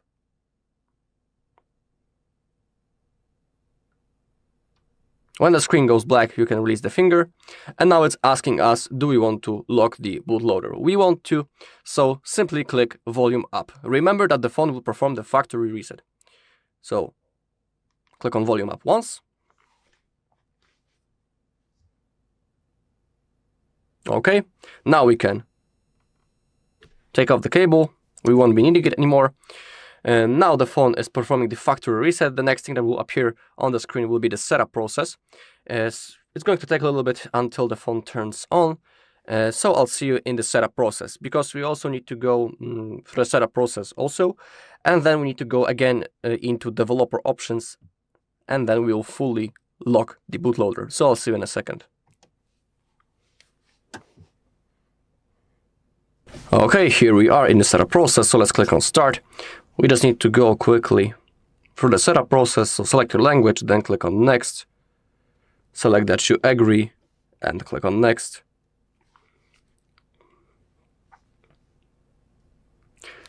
Setup manually.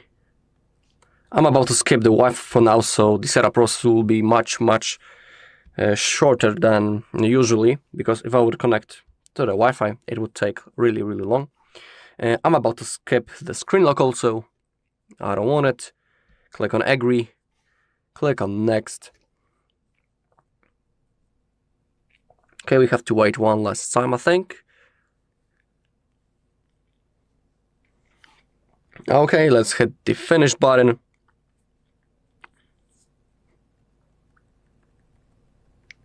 Okay, our phone has turned on.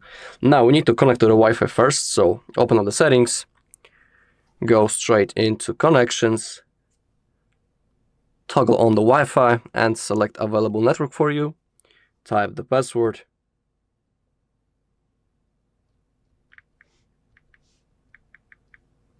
Hit the connect button.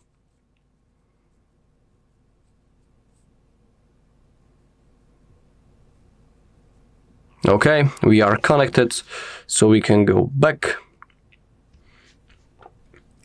Now scroll all the way down until you find About Phone. Click on software information. Now we need to tap on the build number a few times in a row until we see that the developer mode has been enabled. Then go back and scroll down, click on developer options. If OEM unlocking feature is not in here, don't worry, simply turn off the developer options, go back, go again into About Phone, click on software information, repeat, go back, again open up developer options, and it should be okay. Yeah, it's working right now, and we have OEM unlocking feature. We need to turn it off. And now we just need to restart the phone to use device protection features. So we can exit the developer options and now simply perform a reboot. So hold power key and volume down and click on restart, confirm. And when your device turns on again, everything will be fully locked. Alright, and that's all in this video. Thank you all for watching. If you found this video helpful, please leave a like, comment and subscribe. Welcome. In front of me is a Realme GT8 Pro, and today I'll show you how you can enable and set up your Do Not Disturb mode on this device.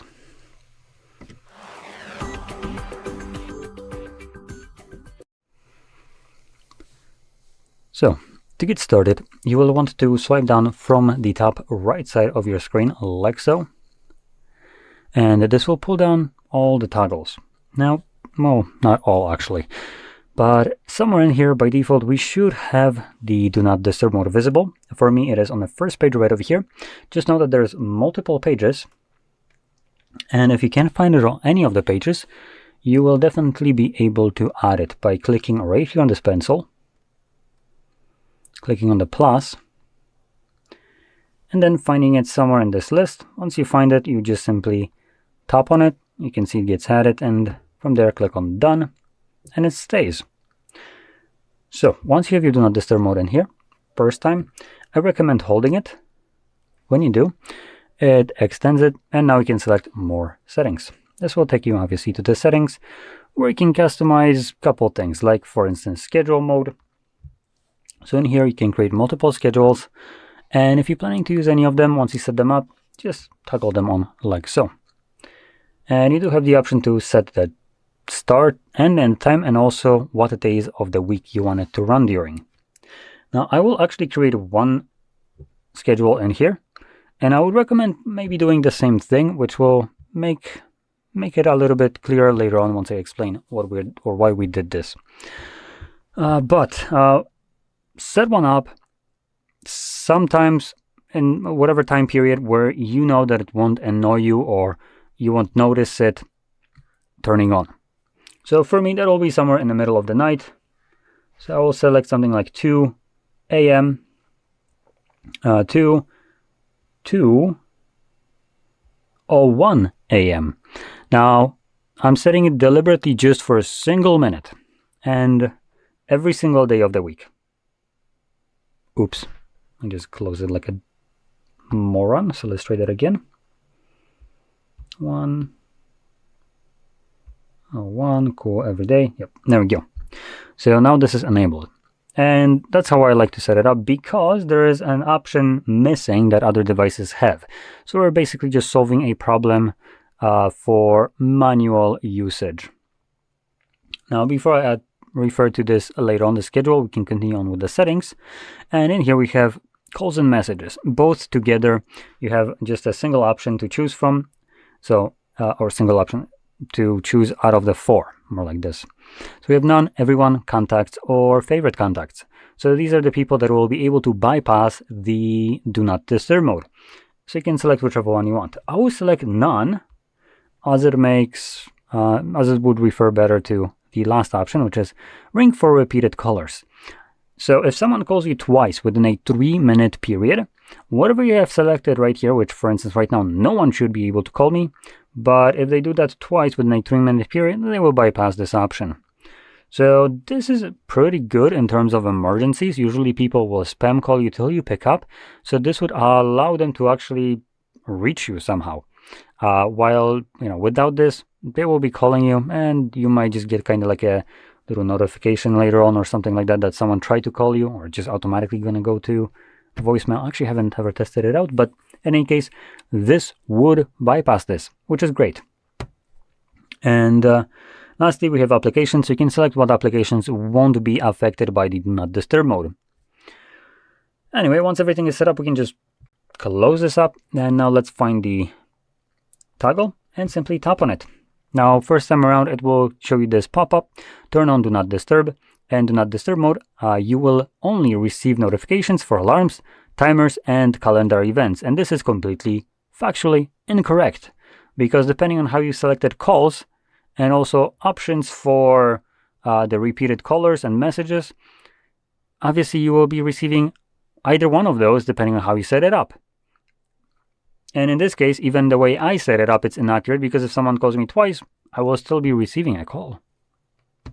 Anyway, we're going to select turn on. You can see it right here show up for a moment, and you also have this icon that indicates that it's right now running. Now, we can now go back to the idea of setting up that schedule for single minute. This mode runs indefinitely in the background when you turn it on like this. If you use it as a schedule, you don't need to do anything. The phone will turn it on and off for you. But if you turn it on manually, like I just did, if I don't remember to turn it off once I'm done needing it, this will just run and run. And that schedule that I set up for single minute at 2 a.m. will ensure that even when I forget about it, at 2 a.m. it's going to attempt to turn it on, but it is already enabled if I forget about it. And a minute later, it's going to actually turn it off, because it's supposed to. That's the timer. So this would give me a little bit of a peace of mind that at least next day this mode is turned off, and I don't need to worry about remembering to turn it off and it running indefinitely in the background. So like I said, just a kind of precaution in case you ever forget to turn it off. And to turn it off, if you remembered about it, all you need to do is just find this toggle and tap on it, and you can see it's now off. And that's about it.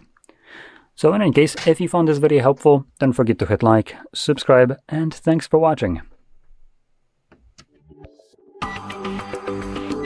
Welcome. In front of me is a Realme GT8 Pro, and today I will show you how we can capture a screenshot on this device.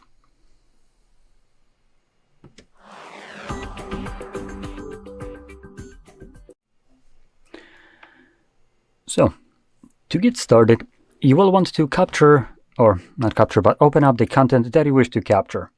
Now, for this, I'll be using home screen as an example, which is already open and visible. Once the content that you wish to capture is open and visible on your end, all you will need to do is press the power button and volume down at the same time, like so.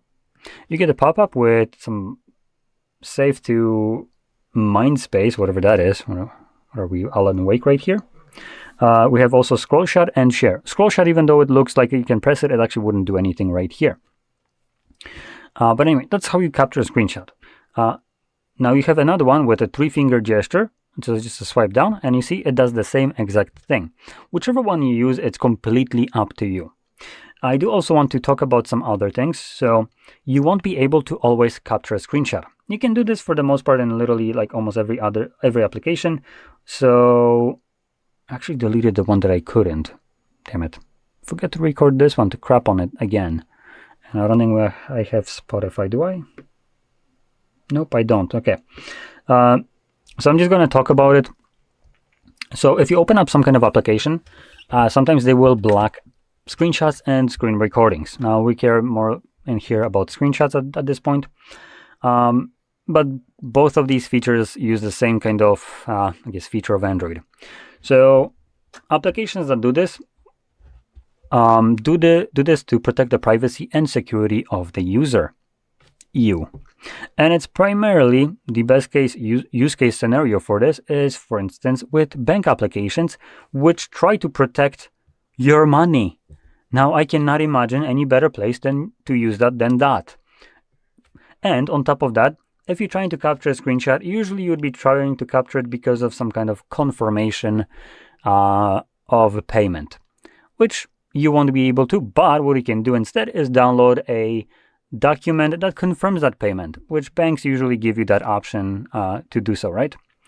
Now, what also blocks your screenshots and screen recordings to not protect your privacy or security are streaming platforms like Spotify, Netflix, Hulu, and other garbage. Now, I find absolute problem with this, like it just annoys me immensely, when piece of shit Spotify has the audacity to block screen recording or screenshots when in an idea of protecting that content in case of piracy. The same cunts that used LimeWire to rip the entire internet off of music and started a platform so they can start their business through piracy have now a massive little problem that, oh no, our content is going to be pirated. Shut the hell up and just piss off. And furthermore, on Spotify you can do this, but hey, guess where you can? YouTube. YouTube doesn't care. Now, I am a firm believer that when you're paying for some service, you're in your damn effing right to do whatever the hell you want, especially when it's not breaking law by recording it or capturing a screenshot. Now, recording, you're usually limited to 2 minutes. That would fall under fair use. So, with that in mind, or sorry, I don't think it's 2 minutes, my bad. I think it's like 30 seconds or something like that. So in any case, you should be in your damn effing right to record portion of whatever you want without any kind of bullshit limitations from an application. And we're not here only talking about screenshots, not even recording, so this is even lesser, right? But hey, we live in a world where company can dictate that you won't be able to use your device to the fullest because they don't want you to. So, for those purposes, when you're trying to capture a screenshot off of, I don't know, Netflix show that you might be watching on a damn content that you paid for, you can just unsubscribe now and show them middle finger, because I'm going to show you a better way where you can find the same shit and do capture a screenshot without any kind of problems. So, let's open up our browser, and I already have the content loading up in here, so well, maybe not. Wait, let's go back. Oh, right, I'm not connected to network. Let me fix that up.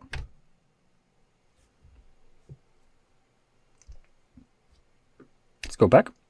And the site that I'm talking about is the pstream.mov.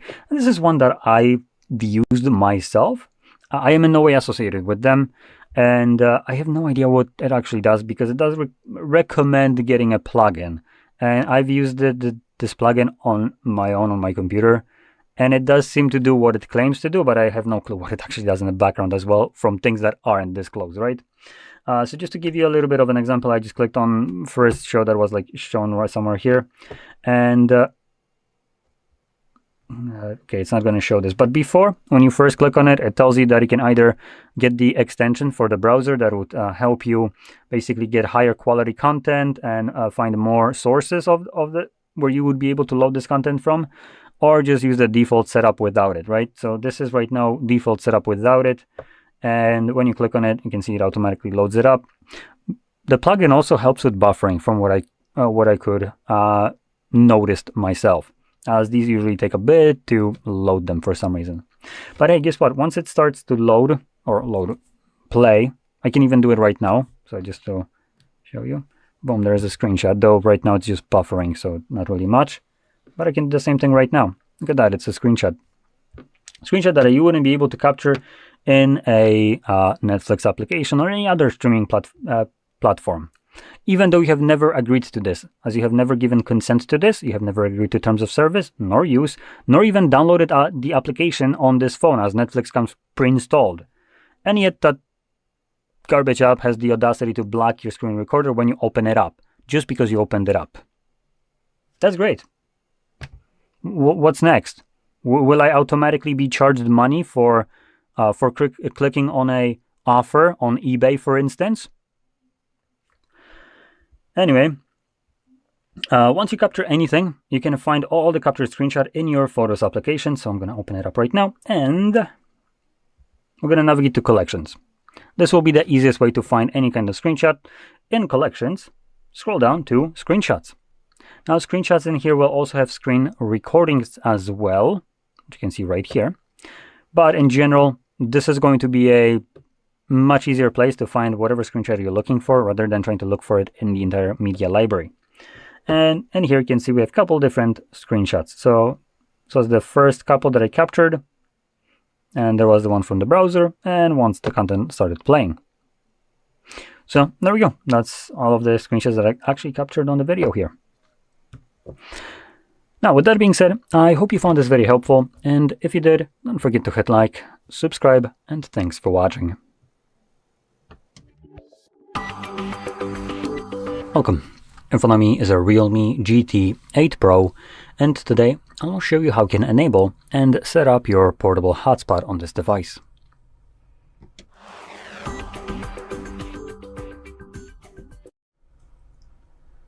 So, to get started, you will want to swipe down from the top right side of your screen, like so, and this will bring down your toggles.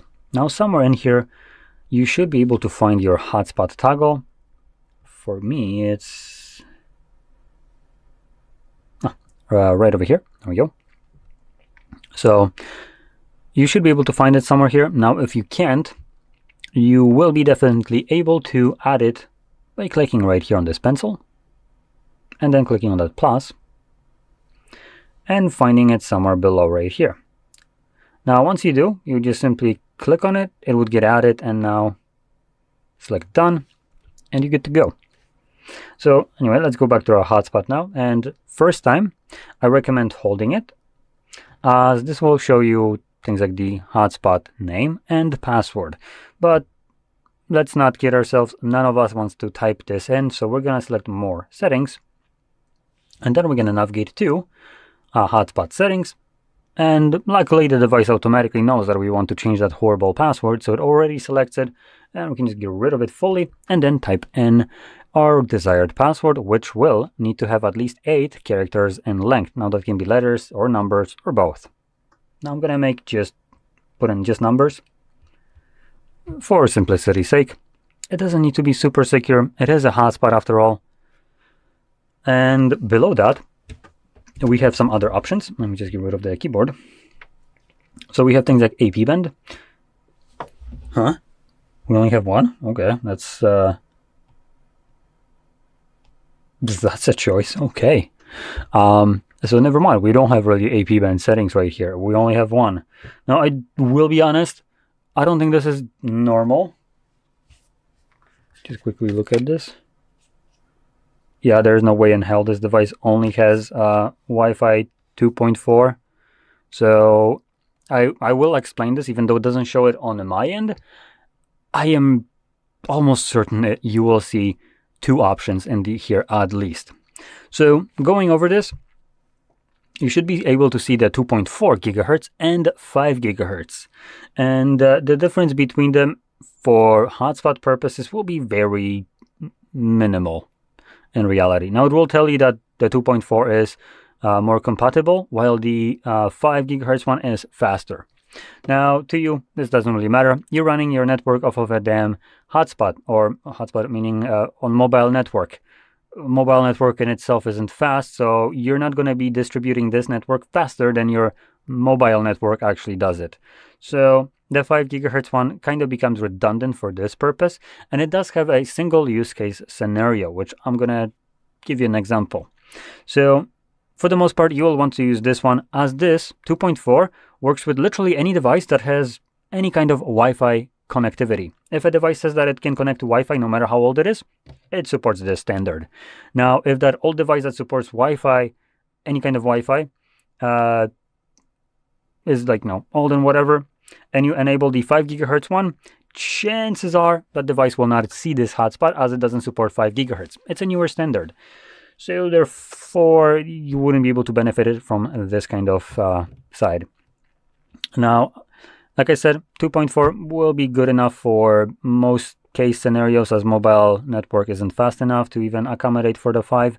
But the single use where you would benefit from the 5 is when you live in a densely populated area. Now, what might be happening with a densely populated area, there's going to be a shitload of different 2.4 signals, as this one is the more common one in general.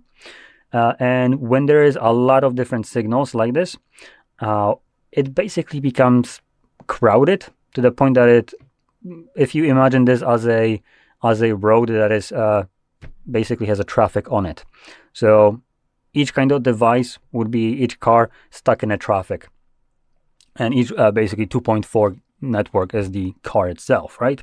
So it's stuck in a traffic, and it doesn't really move that much. In general, your network might have problems either keeping connections, accessing network, or stuff like that. I have never experienced this, so I don't really know what to expect from such a thing, other than just some kind of general problems that this would cause. But in this case, if your device supports 5 gigahertz, meaning the other one, you would switch it to 5 gigahertz. And from that, even though there's still, let's say, the same amount of cars, right? It's us putting those cars in a single direction on a highway. Now they're all moving smoothly. There's more lanes for cars in general while still having the same amount of cars, so they can move way faster. There's more space for them and all that. This is basically the comparison between the 2.4 and 5 gigahertz network. The only downside is not every device will support 5 gigahertz, specifically the older devices that are like 5 years or more. Those typically won't. But anything newer should typically support it. This should too. So I'm confused why it doesn't show it right here, even though it has plenty enough antennas to do this, I'm pretty sure. So that's why I was talking about it, because I think in your case you will be able to choose it if you need this. And like I said, in those cases when you have like a crowded, when your 2.4 is just misbehaving, disconnecting your stuff like that, switch it to 5 and hopefully this will solve the problem. Now, additionally, we do have the use Wi-Fi 6 protocol, which I'm kind of confused why it's even showing up here. I've seen this already a couple times, even when the 5 gigahertz network is visible. This is basically meaning 5 gigahertz network. So I'm not sure why you would typically see the 5 here and then Wi-Fi 6, which enables 5 gigahertz as well. And like I said, I try to turn it on and it doesn't show it, so this isn't the kind of logic. Sometimes I don't know. This is the second time I've seen this on one of those brands. These ones specifically, that the 5 isn't visible right now. If I reset the device, it will be. But in any case, once you set it all up in here, you can click on the save. And there's one more thing that I want to talk about in here, which is the automatically turn off personal hotspot when no devices are connected for 10 minutes. So this one is pretty good. It's enabled by default, and it is the one that turns it off when no devices are connected, which I personally do like. And I like it because hotspot does consume more of your phone's battery. So when you're done using it and you forget to turn it off, as it's usually just kind of automatic, like you close your laptop, let's say, put it in a bag and put your phone in a pocket and you just go, right? You don't think about turning it off. So when that happens, when you close your laptop, obviously it will go to sleep mode, which would disconnect from your hotspot and therefore start that 10-minute timer, at which point 10 minutes later, the device will turn off the hotspot for you, saving a little bit of your battery life. So I don't want to have this on personally, but it's up to you if you don't. Now, once everything is set, you can find this toggle once again and simply tap on it whenever you want to use it. It gives you a quick little message at the top that it is now on, and that's about it. So I can now grab something like my phone and just quickly pull down my Wi-Fi, turn it on, details, and it's right. Oh, there we go. Realme GT8 Pro. So this is the network, and I can just click on it and connect it with the password that I have set up, and I'm good to go. And again, once I will disconnect from it, it will kick in that timer, or I can just find it and simply tap on it whenever to turn it off. And that's about it. So if you found this very helpful, don't forget to hit like, subscribe, and thanks for watching. Welcome. In front of me is a Realme GT8 Pro, and today I will show you how you can import contacts from your SIM card to the device.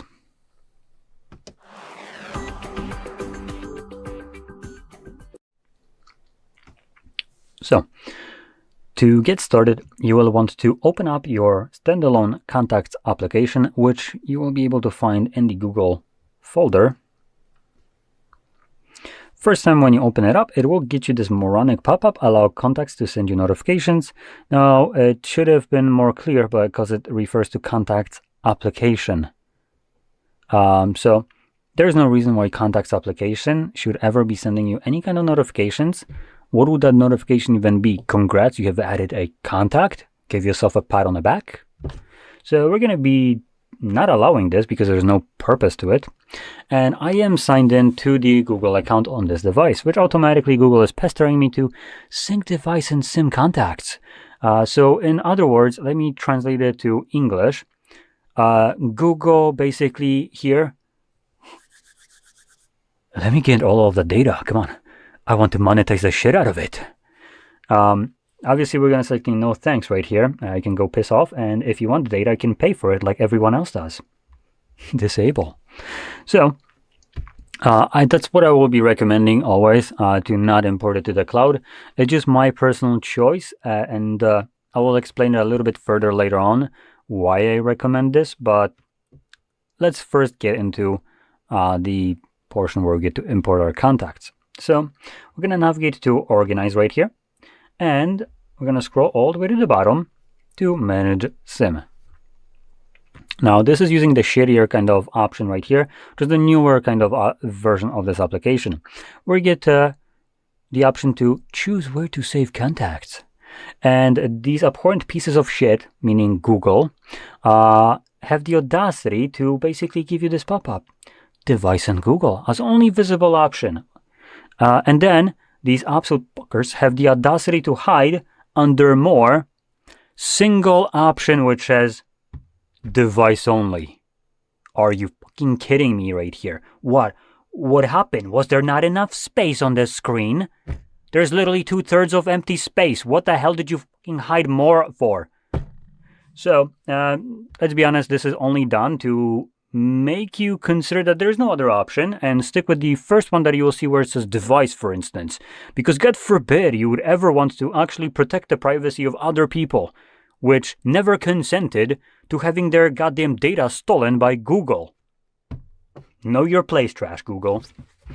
So, once you select this, you can now select, or more like deselect, contacts that you don't want. If some of the contacts are already deselected and grayed out, don't worry, these contacts already exist where you're trying to import them to, which in this case will be the device.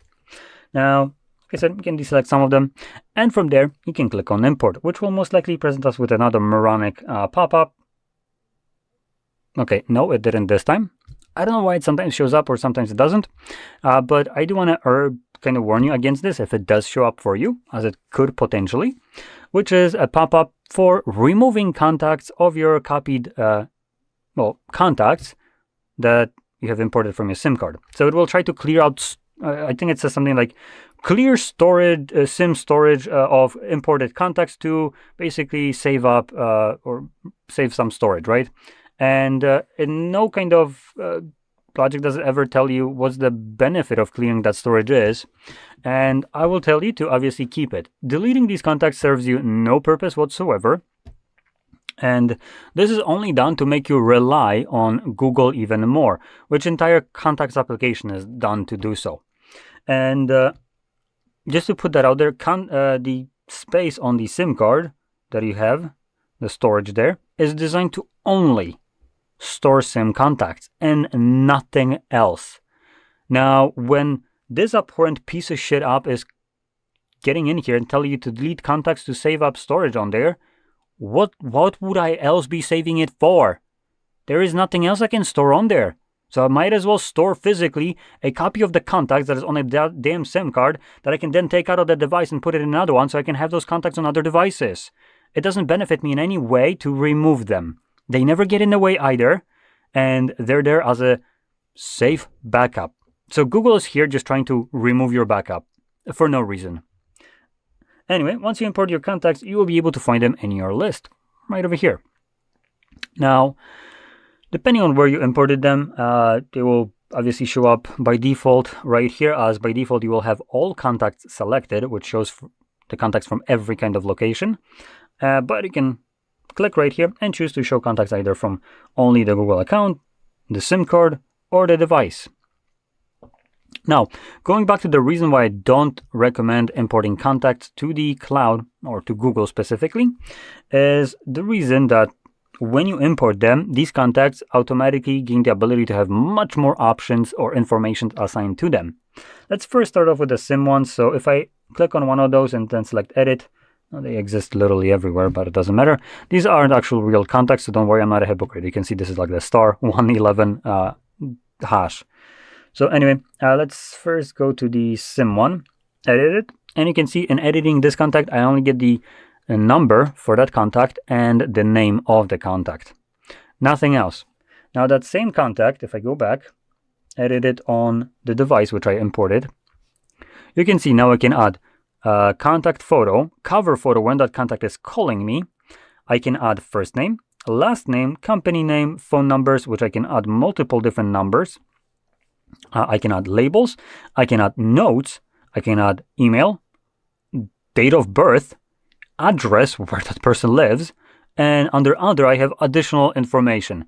Now when you're syncing this contact to the cloud with Google, this is every shred of information that Google now has access to, and you can be damn sure that they will take that information and put it into their profile of the person that they recognize this with. And by providing them with name and phone number, it's usually pretty easy, as most people do have phone number assigned to their account. So that makes it easy for them to now gain the real first and last name, addresses, photos, and other things that that person might have never wanted to share with Google. I mean, shit, it's their data, and you're apparently out here being able to give it away for Google to monetize, because that's basically what they're doing here. And Google, instead of asking for permission that person that this data belongs to, they're using, I guess, you to give that permission for them. It's like if I were, I don't know, to see someone on a street and give that someone the permission to steal your phone.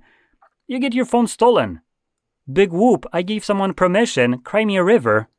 The person that stole it, like, cool, they are not responsible, they got permission from me. I don't own your phone, but hey, I could give you the permission, or the other person. Like, the same kind of logic applies here, and it's absolutely moronic that Google can just skip the person that this belongs to and ask someone that isn't, like, it doesn't belong to, if we can yoink it. So for that reason, and solely that reason, I just recommend showing middle finger to Google and importing it to only the device. And if you ever have the need to move this contacts to other devices, you can either keep it on the SIM card and move that SIM card and then import them like that. Or what you can also do is download an application that would allow you to create a backup of your contacts. That backup would create a physical file, well, not physical, but because it's a file, right? But a file on your device. I think it's called VCF file, which is the contacts list file, which includes all these information that we had right here with like first, last names, multiple numbers, and so on.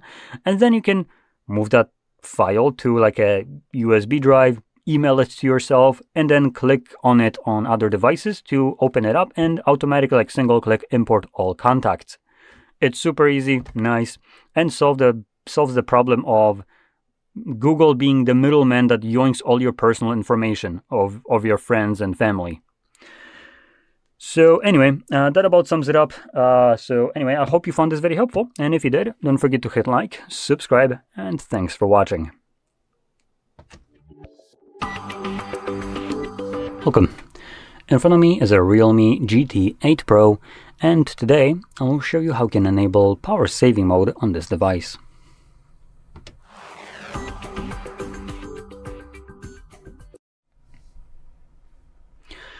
So, to get started, we're going to swipe down from the top right side of our screen, like so. And in here at the bottom, you will find a bunch of toggles. Now we're obviously looking for the power saving mode, which for me, it is visible right over here. But if you don't see it, you can find it on other pages, as there is multiple of them. And if you still can't find it, you will be able to definitely add it. And you can do so by clicking right here on this pencil, then clicking on the plus, and scrolling down and finding it somewhere below right here. So I do know that there is one more toggle for power saving mode, which is this one, super power saving mode. We're going to just tap on it, and this gets automatically added. You can just click somewhere and then select done, and it's visible in here. Now, I added this just going to showcase the possibility of it, but in general, neither one of these modes actually works good, and I'll go over this in a moment. But in any case, to turn any of them on, all you need to do is just tap on it. Now, it will get you this pop-up the first time around with the checkbox selected by default to not show it again, and the message here is turn on power saving mode. Battery life will be extended, but system performance will be reduced and some functions will be disabled. So it's a very kind of vague explanation of what the hell will be happening. Typically, just to give you a little bit of insight, what will happen is your device tends to disconnect from Wi-Fi and mobile data to preserve battery life when you're not using it. Now, because of that, applications that will require internet connection, such as, for instance, Netflix, what am I saying? WhatsApp or Instagram, Facebook, so on, won't be able to check for missing messages that someone might have sent you because it doesn't have access to internet. So something to keep in mind. And I do believe there is a toggle in the settings, which I'm going to go into in a moment. But anyway, let's first click on turn on. And you can see it's now enabled, and the color of the battery changes right here to indicate that it is right now running. As there is not much else really happening, there is difference in refresh rate. I think right now we should be at 60 frames, as that's usually what also is changed. But in any case, so that's one. And once you're done with it, you can click on the toggle to disable it. Now, if we hold this toggle, it will take us to the settings. And in here, we have a couple different modes. So right now we're charged to 80%.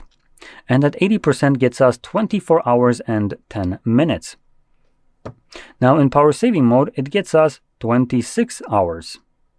So 2 hours more. Wow. What a staggering power saving increase. Wow.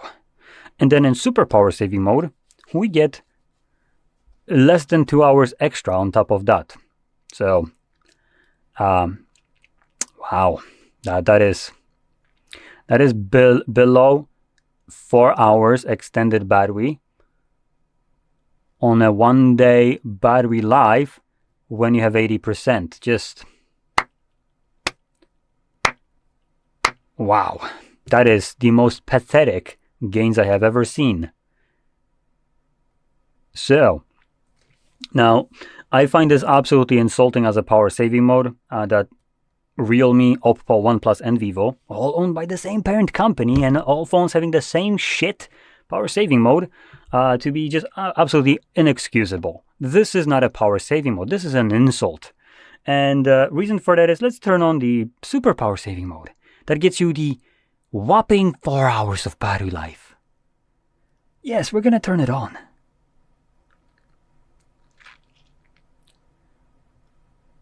Would you look at that?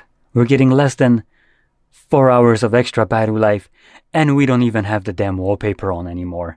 We have only a couple applications. All of them, other than what we have right here, is actually disabled. So they won't even be checking for any updates. They don't even run in the background anymore. Brightness usually is turned down. Wallpaper gone, refresh rate gone, screen on time, basically the timer is also reduced to obscenity, and all that annoyance, and you get a measly 4 hours of damn battery life. Shit, I'm not sure if my Samsung couldn't get any better battery life, which, that being said, where the hell is my phone? Oh, there it is. Let's quickly check. I am very curious. We're gonna actually exit this right here and exit, because I can't stand looking at this mode. And let me quickly check in my settings. I think it's device care. Battery. Okay, so right now I have 71% battery life, and I have normal mode on. Let's turn on power saving mode, and that will get me... Okay, it doesn't give me any kind of info what my battery... Oh no, it... Wait, I get 2 hours. Wow. I get 2 hours on Samsung. You want to tell me that my device gets me the same amount with a shittier battery than what do we have right here on a Samsung, which is already kind of shit also. And this doesn't even have a super power saving mode, as you can clearly see. So anyway, with that in mind, this mode is the power saving mode for both these normal power saving and the super one is absolutely abhorrent.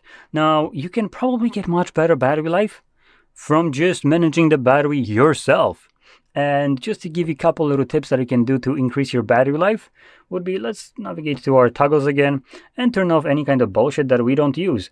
For instance, if you're using Wi-Fi, turn off mobile data. Though usually I think that would be the other way around, so you want to turn off Wi-Fi and stick with mobile data, which I have no clue where it is, but it should be somewhere. So that also, what do you, oh there we go, it's actually grayed out. So mobile data right here. Right now I don't have a SIM card, so that wouldn't really apply here. Location, usually it's enabled, so you want to toggle that crap off. Next, we have NFC. Yeah, turn that garbage off. It's probably something that you're not really using that often anyways. And on top of that, the biggest kind of gain that you will get for your battery, which only basically affects the device battery when you're using it, so with screen on, will be the brightness. Lowering down the brightness, usually you probably are maxing the hell out of it. If you lower it from max to like half, you're easily getting more than super power saving mode will get you. Now keep in mind, like I said, this will affect only the screen on time. The moment you lock the device, whatever the brightness would get you in terms of additional gains in battery life, those kind of just vanish instantly because your screen is for the most part off. And also, another thing that you can turn off to gain even more battery life will be the always on display, which you can find in settings and home screen, lock screen, and whatever, and find, oh there we go, it's right here, always on display. Oop, turn that off, voila, extra battery life there. And these can be just changed without ever even touching the power saving mode, or they can be used on top of power saving mode or ultra power saver mode if you want to. So you could try to stack both of them to get you better battery life in general, or you can just use them independently, and both of them combined or just using this will probably still yield you better results than using only power saving mode, as it is pretty damn bad. And as a comparison to other brands that do this correctly, Xiaomi, for instance, is one of those that just pops out at me because of the moronically high battery life that you get there. So whatever we get right here, 1 day of battery life. Yeah, Xiaomi with the power saving mode will get you 2 days on top from the 1 day normal one. Let's say like this one, right? So you basically get double the battery life. Now, so you get about like 40 hours of battery life with power saving mode, while then you change to the super power saving mode. And that goes from 40 to 150 hours of battery life. Not the pathetic 2 hours increased. You're literally tripling your battery life. So that's why I'm saying that this here is a piss poor excuse of a power saving mode. So anyway, that about sums it up. So I hope you found this video helpful, and if you did, don't forget to hit like, subscribe, and thanks for watching. Hello, in this video I'm going to show you how to restore backup and how to transfer data on the Realme GT8 Pro.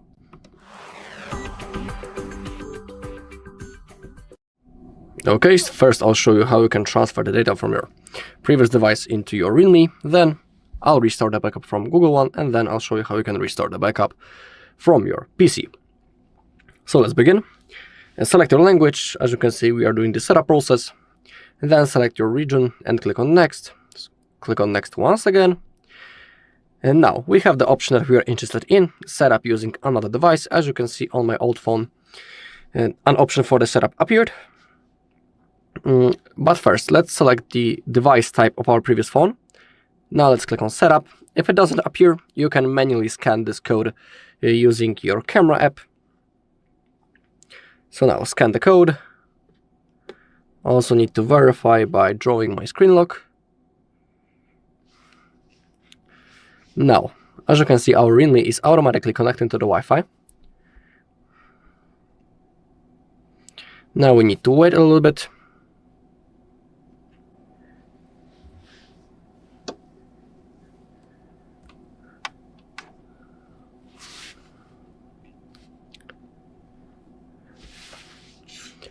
Okay, and now select the things that you want to copy. In my case, I want everything except the apps, so I will unselect it. When it comes to things such as Google Photos, Google Contacts and Calendar, and also the Gmail, those things are synced automatically, then click on copy.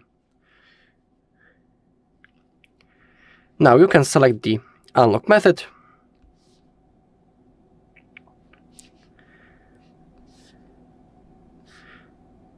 Click on more, and accept.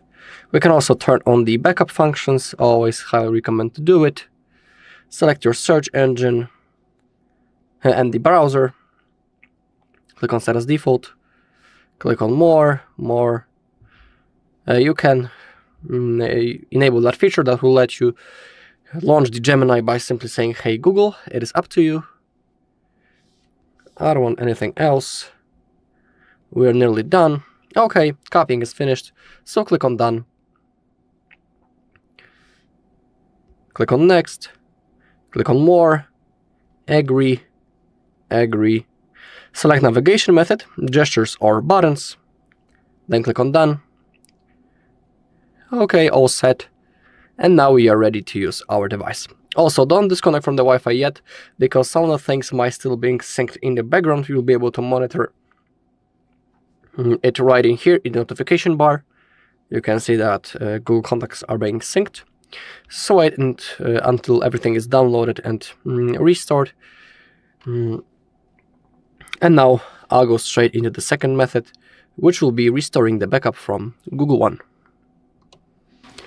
Okay, and now let's restore the backup from Google One. As you can see, we're again during the setup process.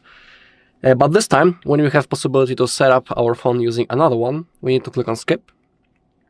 We need to connect to the Wi-Fi manually, so select available network and type password.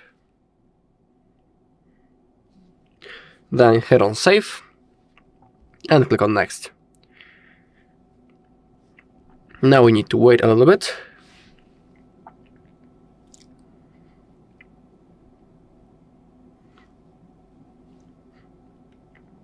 Okay, now click on next. Now let's select that we cannot use other device. Click on OK.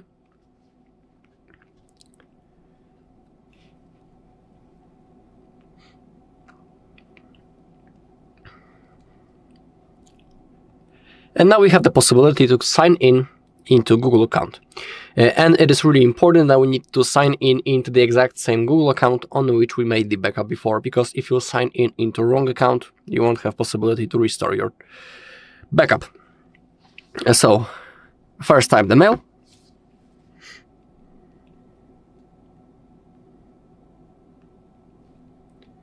Then click on next, and we also have type the password.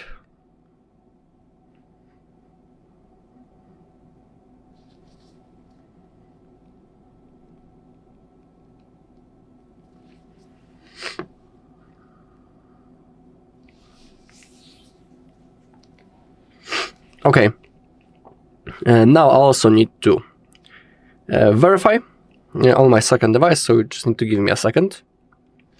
Okay, now click on agree.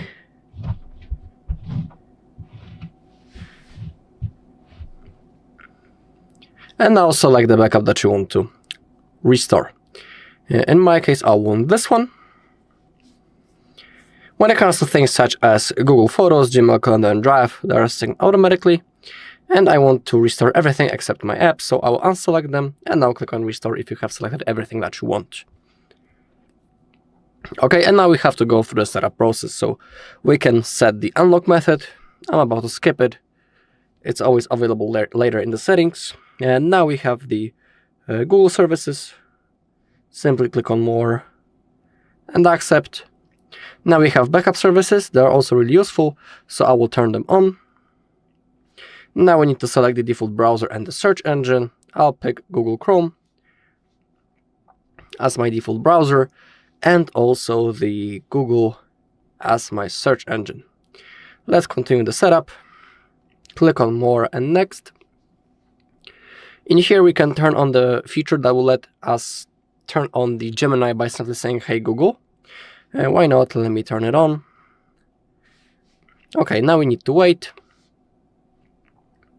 Click on Next, More, Agree, Agree.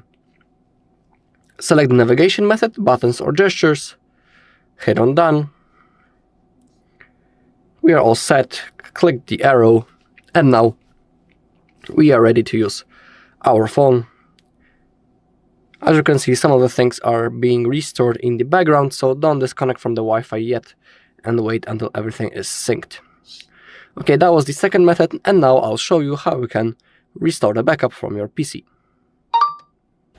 Okay, now to restore the backup from our PC, open up the settings, go into System and Update, Backup and Reset, Backup and Migrate, and the local backup. And for now, let's create a new backup just for a second, because we need to create a folder with the backup in the internal storage of our device. So that is why we have created a really quick backup. You can only create a backup, for example, of your, I don't know, system settings. And now, connect your phone into your PC using the USB-C cable. Now, open up notification bar. Click on Charging this device via USB. Select File Transfer / Android Auto. And now open up File Explorer. Go into this PC. Select your Realme. Internal shared storage. We have to wait until it loads.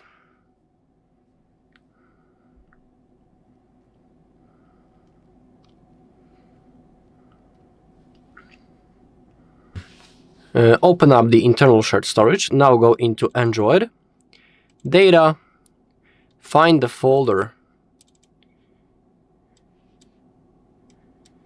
Backup Restore, go into Backup, now Data. That's the folder with the backup that we have just created, so we can delete it. And now copy the backup that you want to restore.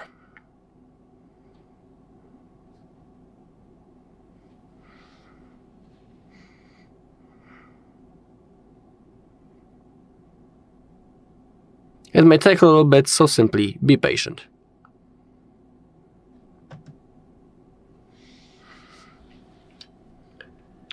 Okay, and if it has been copied, go into Local Backup, select the backup, it will appear right in here, and then click on Start, and the restoring process will begin.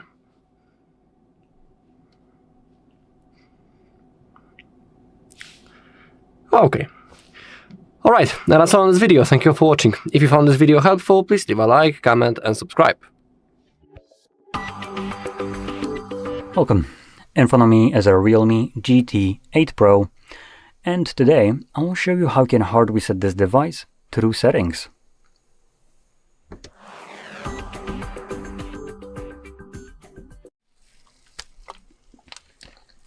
So, to get started, you will want to navigate into your settings and scroll all the way to the bottom to System and Update. Now, before we get on with the resetting of our device, I do want to quickly talk about backing up your device or migrating it, depending on which one will be more easier for you. Now, if you don't care about this, then by all means skip forward for like 6-7 minutes or so, as I'm gonna go a little bit in depth into this.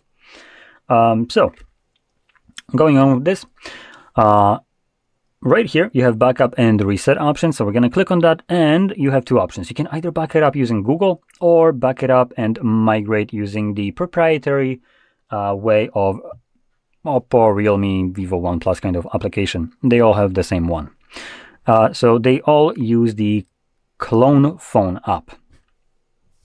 Now, I'm going to first start off talking about the Google one. This is the one that probably a lot of people use for without knowing that it is pretty bad. So I do want to explain this and just tell you what the limitations here are, just so you're aware for the future. So when you're trying to create a backup using your Google account, you will be able to back up other device data, which doesn't really explain what the hell that. Oh, there we go, it does. So backup contacts, call histories, device settings, apps, and app data.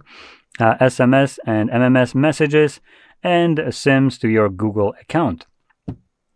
Okay, now that's a lot of information that it actually backs up, right? Well, newsflash, it actually doesn't back up your apps. Contacts, call histories and all that stuff, that's cool. It barely takes any space, and it's just data that Google can monetize, so they are benefiting from allowing you to do that. And it's also what everyone else does without actually benefiting from it. So that's why I'm pointing that out, just because I find it disgusting that every data here is monetizable by Google. And that's what they're doing under the disguises of, look at us, we're so graceful. While everyone else does it without actually stealing your data and forcing you to upload it to the cloud. So the only way you can create this backup is by creating it to the cloud. You can't create it to the device, right? Although you could potentially, though I think it still goes to the cloud partially. So that's one thing. Now, applications is the worst one, as applications don't really get backed up. They get Cliff Notes that it's supposed to be re-downloaded from the Play Store. So when that happens, usually if application got discontinued from, I don't know, being available on Play Store, I just say Yuzu emulator. So, you know, Yuzu, I think Yuzu was the one that was available on Play Store. Well, Nintendo found it and they decided to start spreading lawsuits towards them like it's a freaking Halloween and candy. So obviously they pulled the application from Play Store because I think it might be easier to win lottery than lawsuit with Nintendo. So obviously application gone. Now you had that application from Play Store before it got removed. That's great. It's just fantastic. And you can still use it, which is superb. Now, when you're trying to restore this app now, Google is trying to pull it from the Play Store. But Play Store doesn't have this application any longer. So it just fails. So you created a backup of something that wasn't ever backed up, because in reality that wasn't actually backed up. And Google disregards any kind of application that is outside of Play Store. So if it was from GitHub, well, too freaking bad. You can download it yourself again, because Google surely won't be bothering with that one. So that's one thing. Another one, photos and videos. You're only limited to 15 gigabytes, as this is the default storage for photos and videos. Anything past that, good luck. You can do it yourself. So as a backup, it's pretty bad. Every step of the way, you're getting kind of handicapped by Google trying to yoink your data. And even if they're still going to give you some limits like 15 gigs. What kind of backup is this, where I don't get to back up all of my data? So that's why I recommend just skipping this one altogether. It's pretty bad. And moving to this one. Now, this will be great for dealing with data between the same company, meaning Realme, Oppo, Vivo, and OnePlus. They all use the same application, and therefore you don't need to download anything. You just open this application, which is also available on... where is it? Somewhere in here. There we go. It's right here. So it's visible in here on your home screen, and it's going to be on every kind of phone: OnePlus, Vivo, Realme, and Oppo, right? Though I do want to mention, on different phones it will have different colors. So OnePlus has the black and red one instead, but they are the same. They will connect between each other. And you can actually, I believe, if you select that this is the new device, so allow. There we go. Oppo, Realme, or OnePlus. So should be also Vivo in here, but whatever. So you can use this application, and you can easily move over data from one device to another. And this gets you great control over that data. You can move applications no matter where they're from. You can move their app data.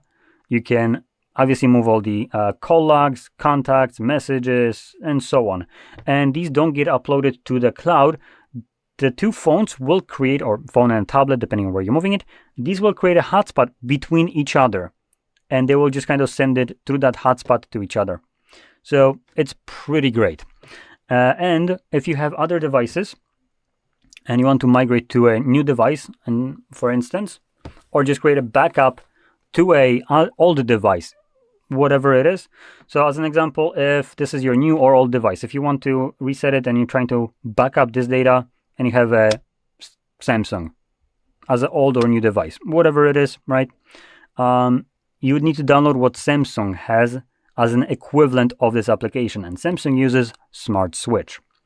Reason for that kind of stupidity here is manufacturers like Samsung or Realme will develop these applications to help you import data to their devices and between their devices, not to help you move away from their devices. So each company that has their own kind of version of this, they will always make it one-way capable. So if I were to download Smart Switch on this phone, right? If we go back, you can see that we here have two options. This is old device or new device. Now, if I were to download Clone Phone on Samsung and I open that application up, it will give me only the option that my Samsung is the old device, because that way it defines that as an old device, you're moving data from old device to the new one. So I can use Clone Phone as it helps me move to this brand of device, which that's their application. The other way around, I can't use this because I only can select that this is an old phone. So therefore, you'd have to use the Samsung's version of it and download it here. And when you download the Smart Switch on here, it's also going to give you here that this is an old device only option. So in any case, Samsung uses Smart Switch. Other brands, for instance, like Xiaomi, use Mi Mover. These ones use the Clone Phone, the Oppo, Vivo, Realme, and OnePlus, while Huawei uses Phone Clone, so the other way around. Motorola has a Moto Move, I think, and I think that's primarily some of the more like widely used ones. So in any case, most of the brands do have their own, so you need to figure out what the device has and then just deal with that respectively, right? And once you do, you can move over the data pretty nicely, and that's going to be the best way to go about it. Now, with that out of the way, let's move on to the actual resetting, considering this should be the end of the explanation of backing up. So we're going to go back to our settings, and we're going to go back to our system and update, and to backup and reset. Now, we're now going to select the last option, which is reset phone, and erase all data. Give it a moment. If you have some kind of screen lock, you will need to confirm it right here. And it will ask you if you want to erase data but retain eSIM profile, or if you want to also clear all data. This will be dependent on you. If you're planning to just reset this device and go back to using it, and you already had an eSIM, then by all means retain eSIM profile.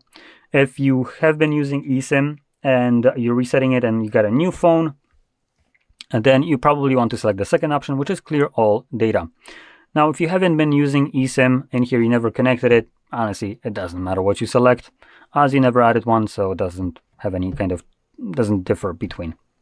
Now, I'm going to select clear all data, just as a precaution if there is an eSIM to also remove it.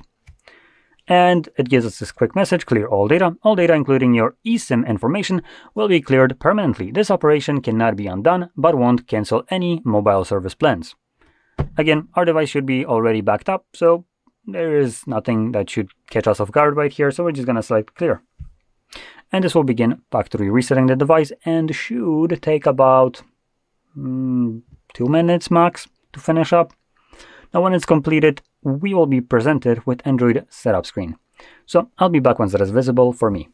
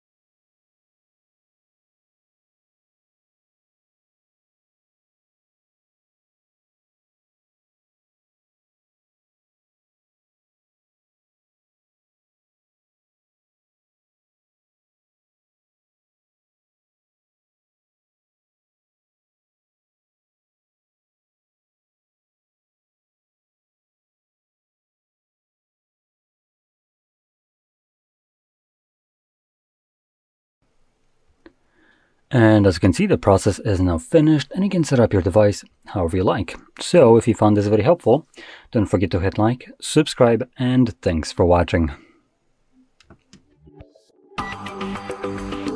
Welcome. In front of me is a Realme GT8 Pro, and today I will show you how you can record screen on this device.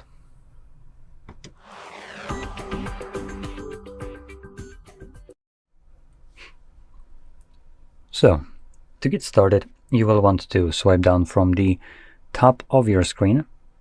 Now, quick check, make sure you do it from the right side, as the left side gets us notifications.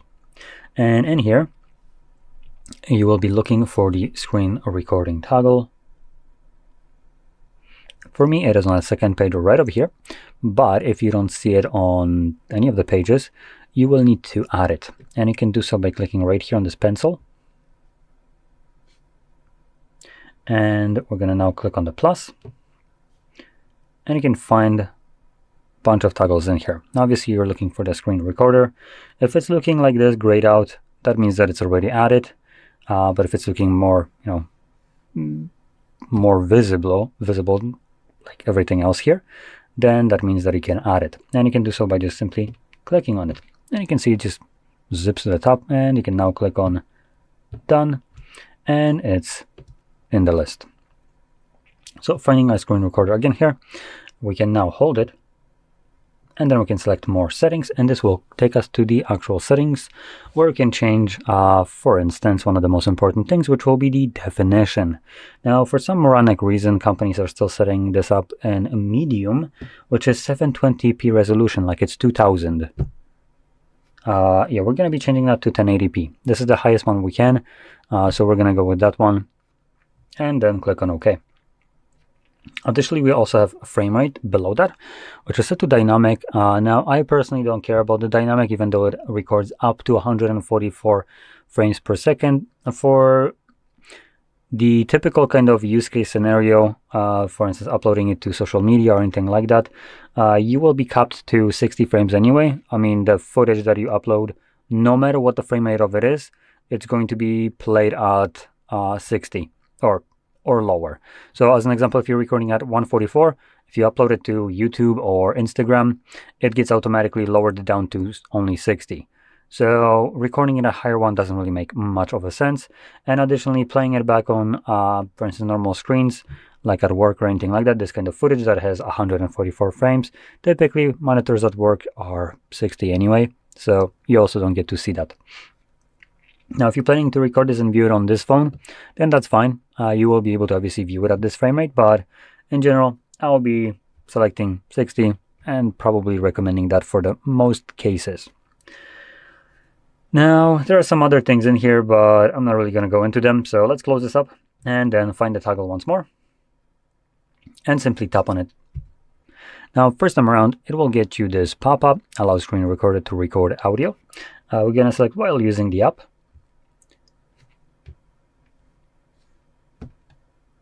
Now, next, every time you will be tapping on this toggle from now on, you will be getting this kind of window right here. Now, in here, we have two options for recording audio. We have the system sound and the microphone, and you can enable both of them at the same time. But if you're planning to do so, I highly recommend using some kind of headphones, earphones, or anything like that, or muting the sound on right on your phone. Now, reason for that is, when recording both sounds, you might sometimes end up with an echo effect because the system sound that is being recorded is actually being recorded on a software side. So you don't need to hear it, and the phone will still record it. But then it's going to come out through the speaker, and the microphone will pick it up again in this case. So microphone should be listening to you, not the sound of the phone. So therefore, this could potentially create an echo effect. So that's why I recommend using some kind of headphones for this, or turning down the volume. So anyway, I'm going to just stick with the system sound and start recording. And you can see it's now recording. So whatever I'll do right now will be, for the most part, recorded by the device.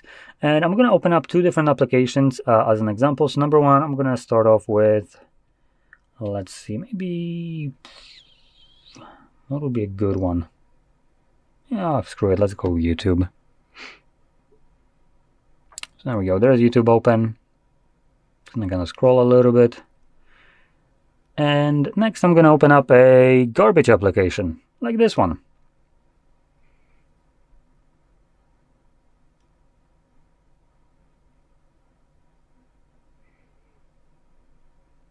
Wow. Don't strain yourself with opening it up fast. Oh, there we go. Now I do want to urge you to kind of pay attention to this thing that was visible here for a moment. There we go. Protected content can be recorded. Now I do want to give props to Realme for actually giving us this information, as most devices actually don't. But it still doesn't matter. Now, I do want to point out I am not signed into this application whatsoever. You can see it right here. And I never even downloaded this application on this phone. It just comes with it. And I don't own, nor have I ever did own a Netflix account. Now, this will become a little bit more important in a second. So anyway, let's stop the recording by interacting with this overlay right here and clicking on the stop. This will save your screen recording to your Photos application. I think we have Photos in Gallery here. Let's quickly check. So we have, or we don't have Gallery in here. Oh boy, we're just limited to Photos. That's, ugh. Okay, I guess I'm gonna use that. Wait, no. There we go. Okay, so in our Photos application, we can navigate to the Collections tab.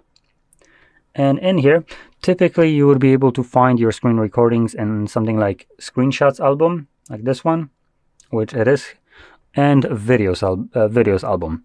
Now, here, I don't think it's going to be in Videos. Yep, it's not. But in your case, it might be.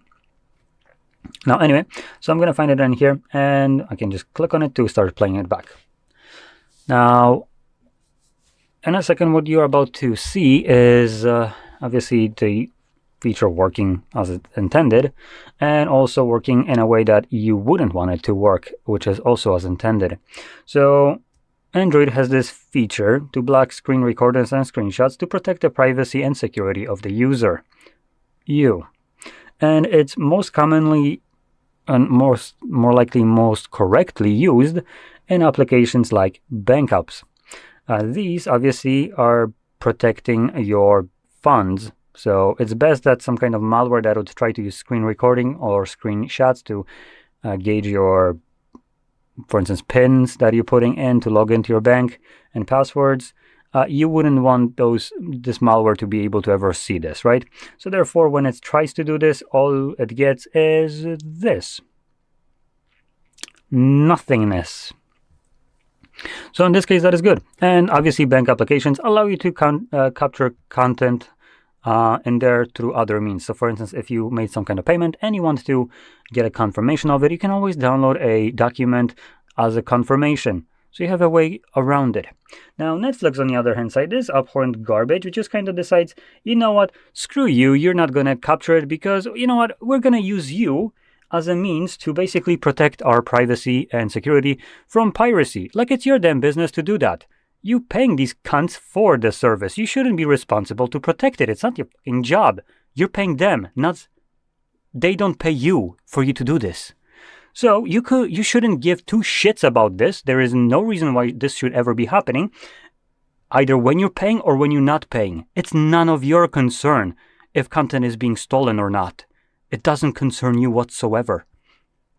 So I will show you different ways that you can circumvent this and also shove it up Netflix's ass for basically even enforcing this on you without ever even asking for consent. Man, I bet they were very great friends with Epstein. So, in any case, the reason I'm so negative about this is because I don't own an account. I never did, and I never agreed to anything from Netflix. Therefore, I don't believe they should have any control over my device, which I paid money for, which they do. And for that, know your place, you fucking trash. There you go. And to circumvent this stupidity, which is being used by mostly streaming platforms like Netflix, Spotify, Hulu, and so on, we're going to open up our browser. And in here, we're just going to navigate to pstream.mov. There we go. Now, you can see we have some movies right here, which are organized by basically popularity right now. We also have TV shows right here. So there we go. And you can open them up. You can capture screenshots, record screen in here. So let's say I want to... I will mention, you don't always have the easiest way to record things in here. So it does sometimes, it does prompt you every time you use this for the first time to download plugin for the browser, which supposedly increases or basically improves loading content, finding different place where it can load it from, and it does generally work. Now, I am in no way associated with this, and I have no idea what that plugin actually does in the background other than what it claims it does, which what it claims it does do. But other than that, I have no clue. So use it at your own risk. I have used it on my computer, and it seems to be working just fine with that plugin, and I hadn't had any problems. But I am basically putting that out there just as a precaution. Now, let's see if it's going to load this up. So here's the thing that I mentioned. So we can use it with browser extension, best quality, and more sources. Okay, and it does do that. If without it, sometimes you might not be able to load it, some kind of content. So use default setup. I'm going to use it without the extension, and we'll see if it's fine, if it finds something. And it already did. So in this case, it's doing okay with finding it. Now, this might not be the case for you, whatever you're trying to watch right now. So downloading that extension might improve it. But once it actually loads it up, which again, I do want to point out, whoa, holy shit, chill out with that sound. I do want to point out with the extension also, I noticed that it loads content a bit faster. As you can see, we have no buffering. So anyway, from here, I can pull down my notifications, get the screen recorder, start recording, and off I go. It's recording.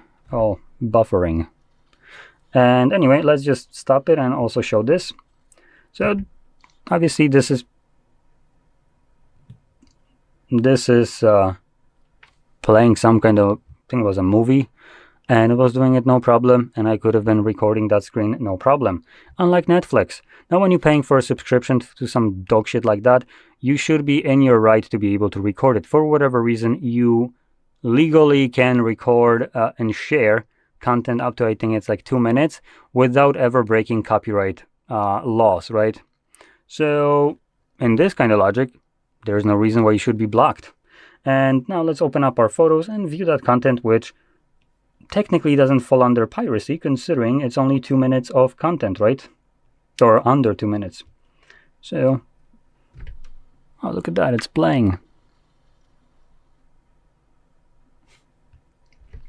So there we go. Now, obviously, this can be used in landscape mode without any kind of, bezels or stuff like that. So anyway, that's about it. I hope you found this video helpful. And if you did, don't forget to hit like, subscribe, and thanks for watching.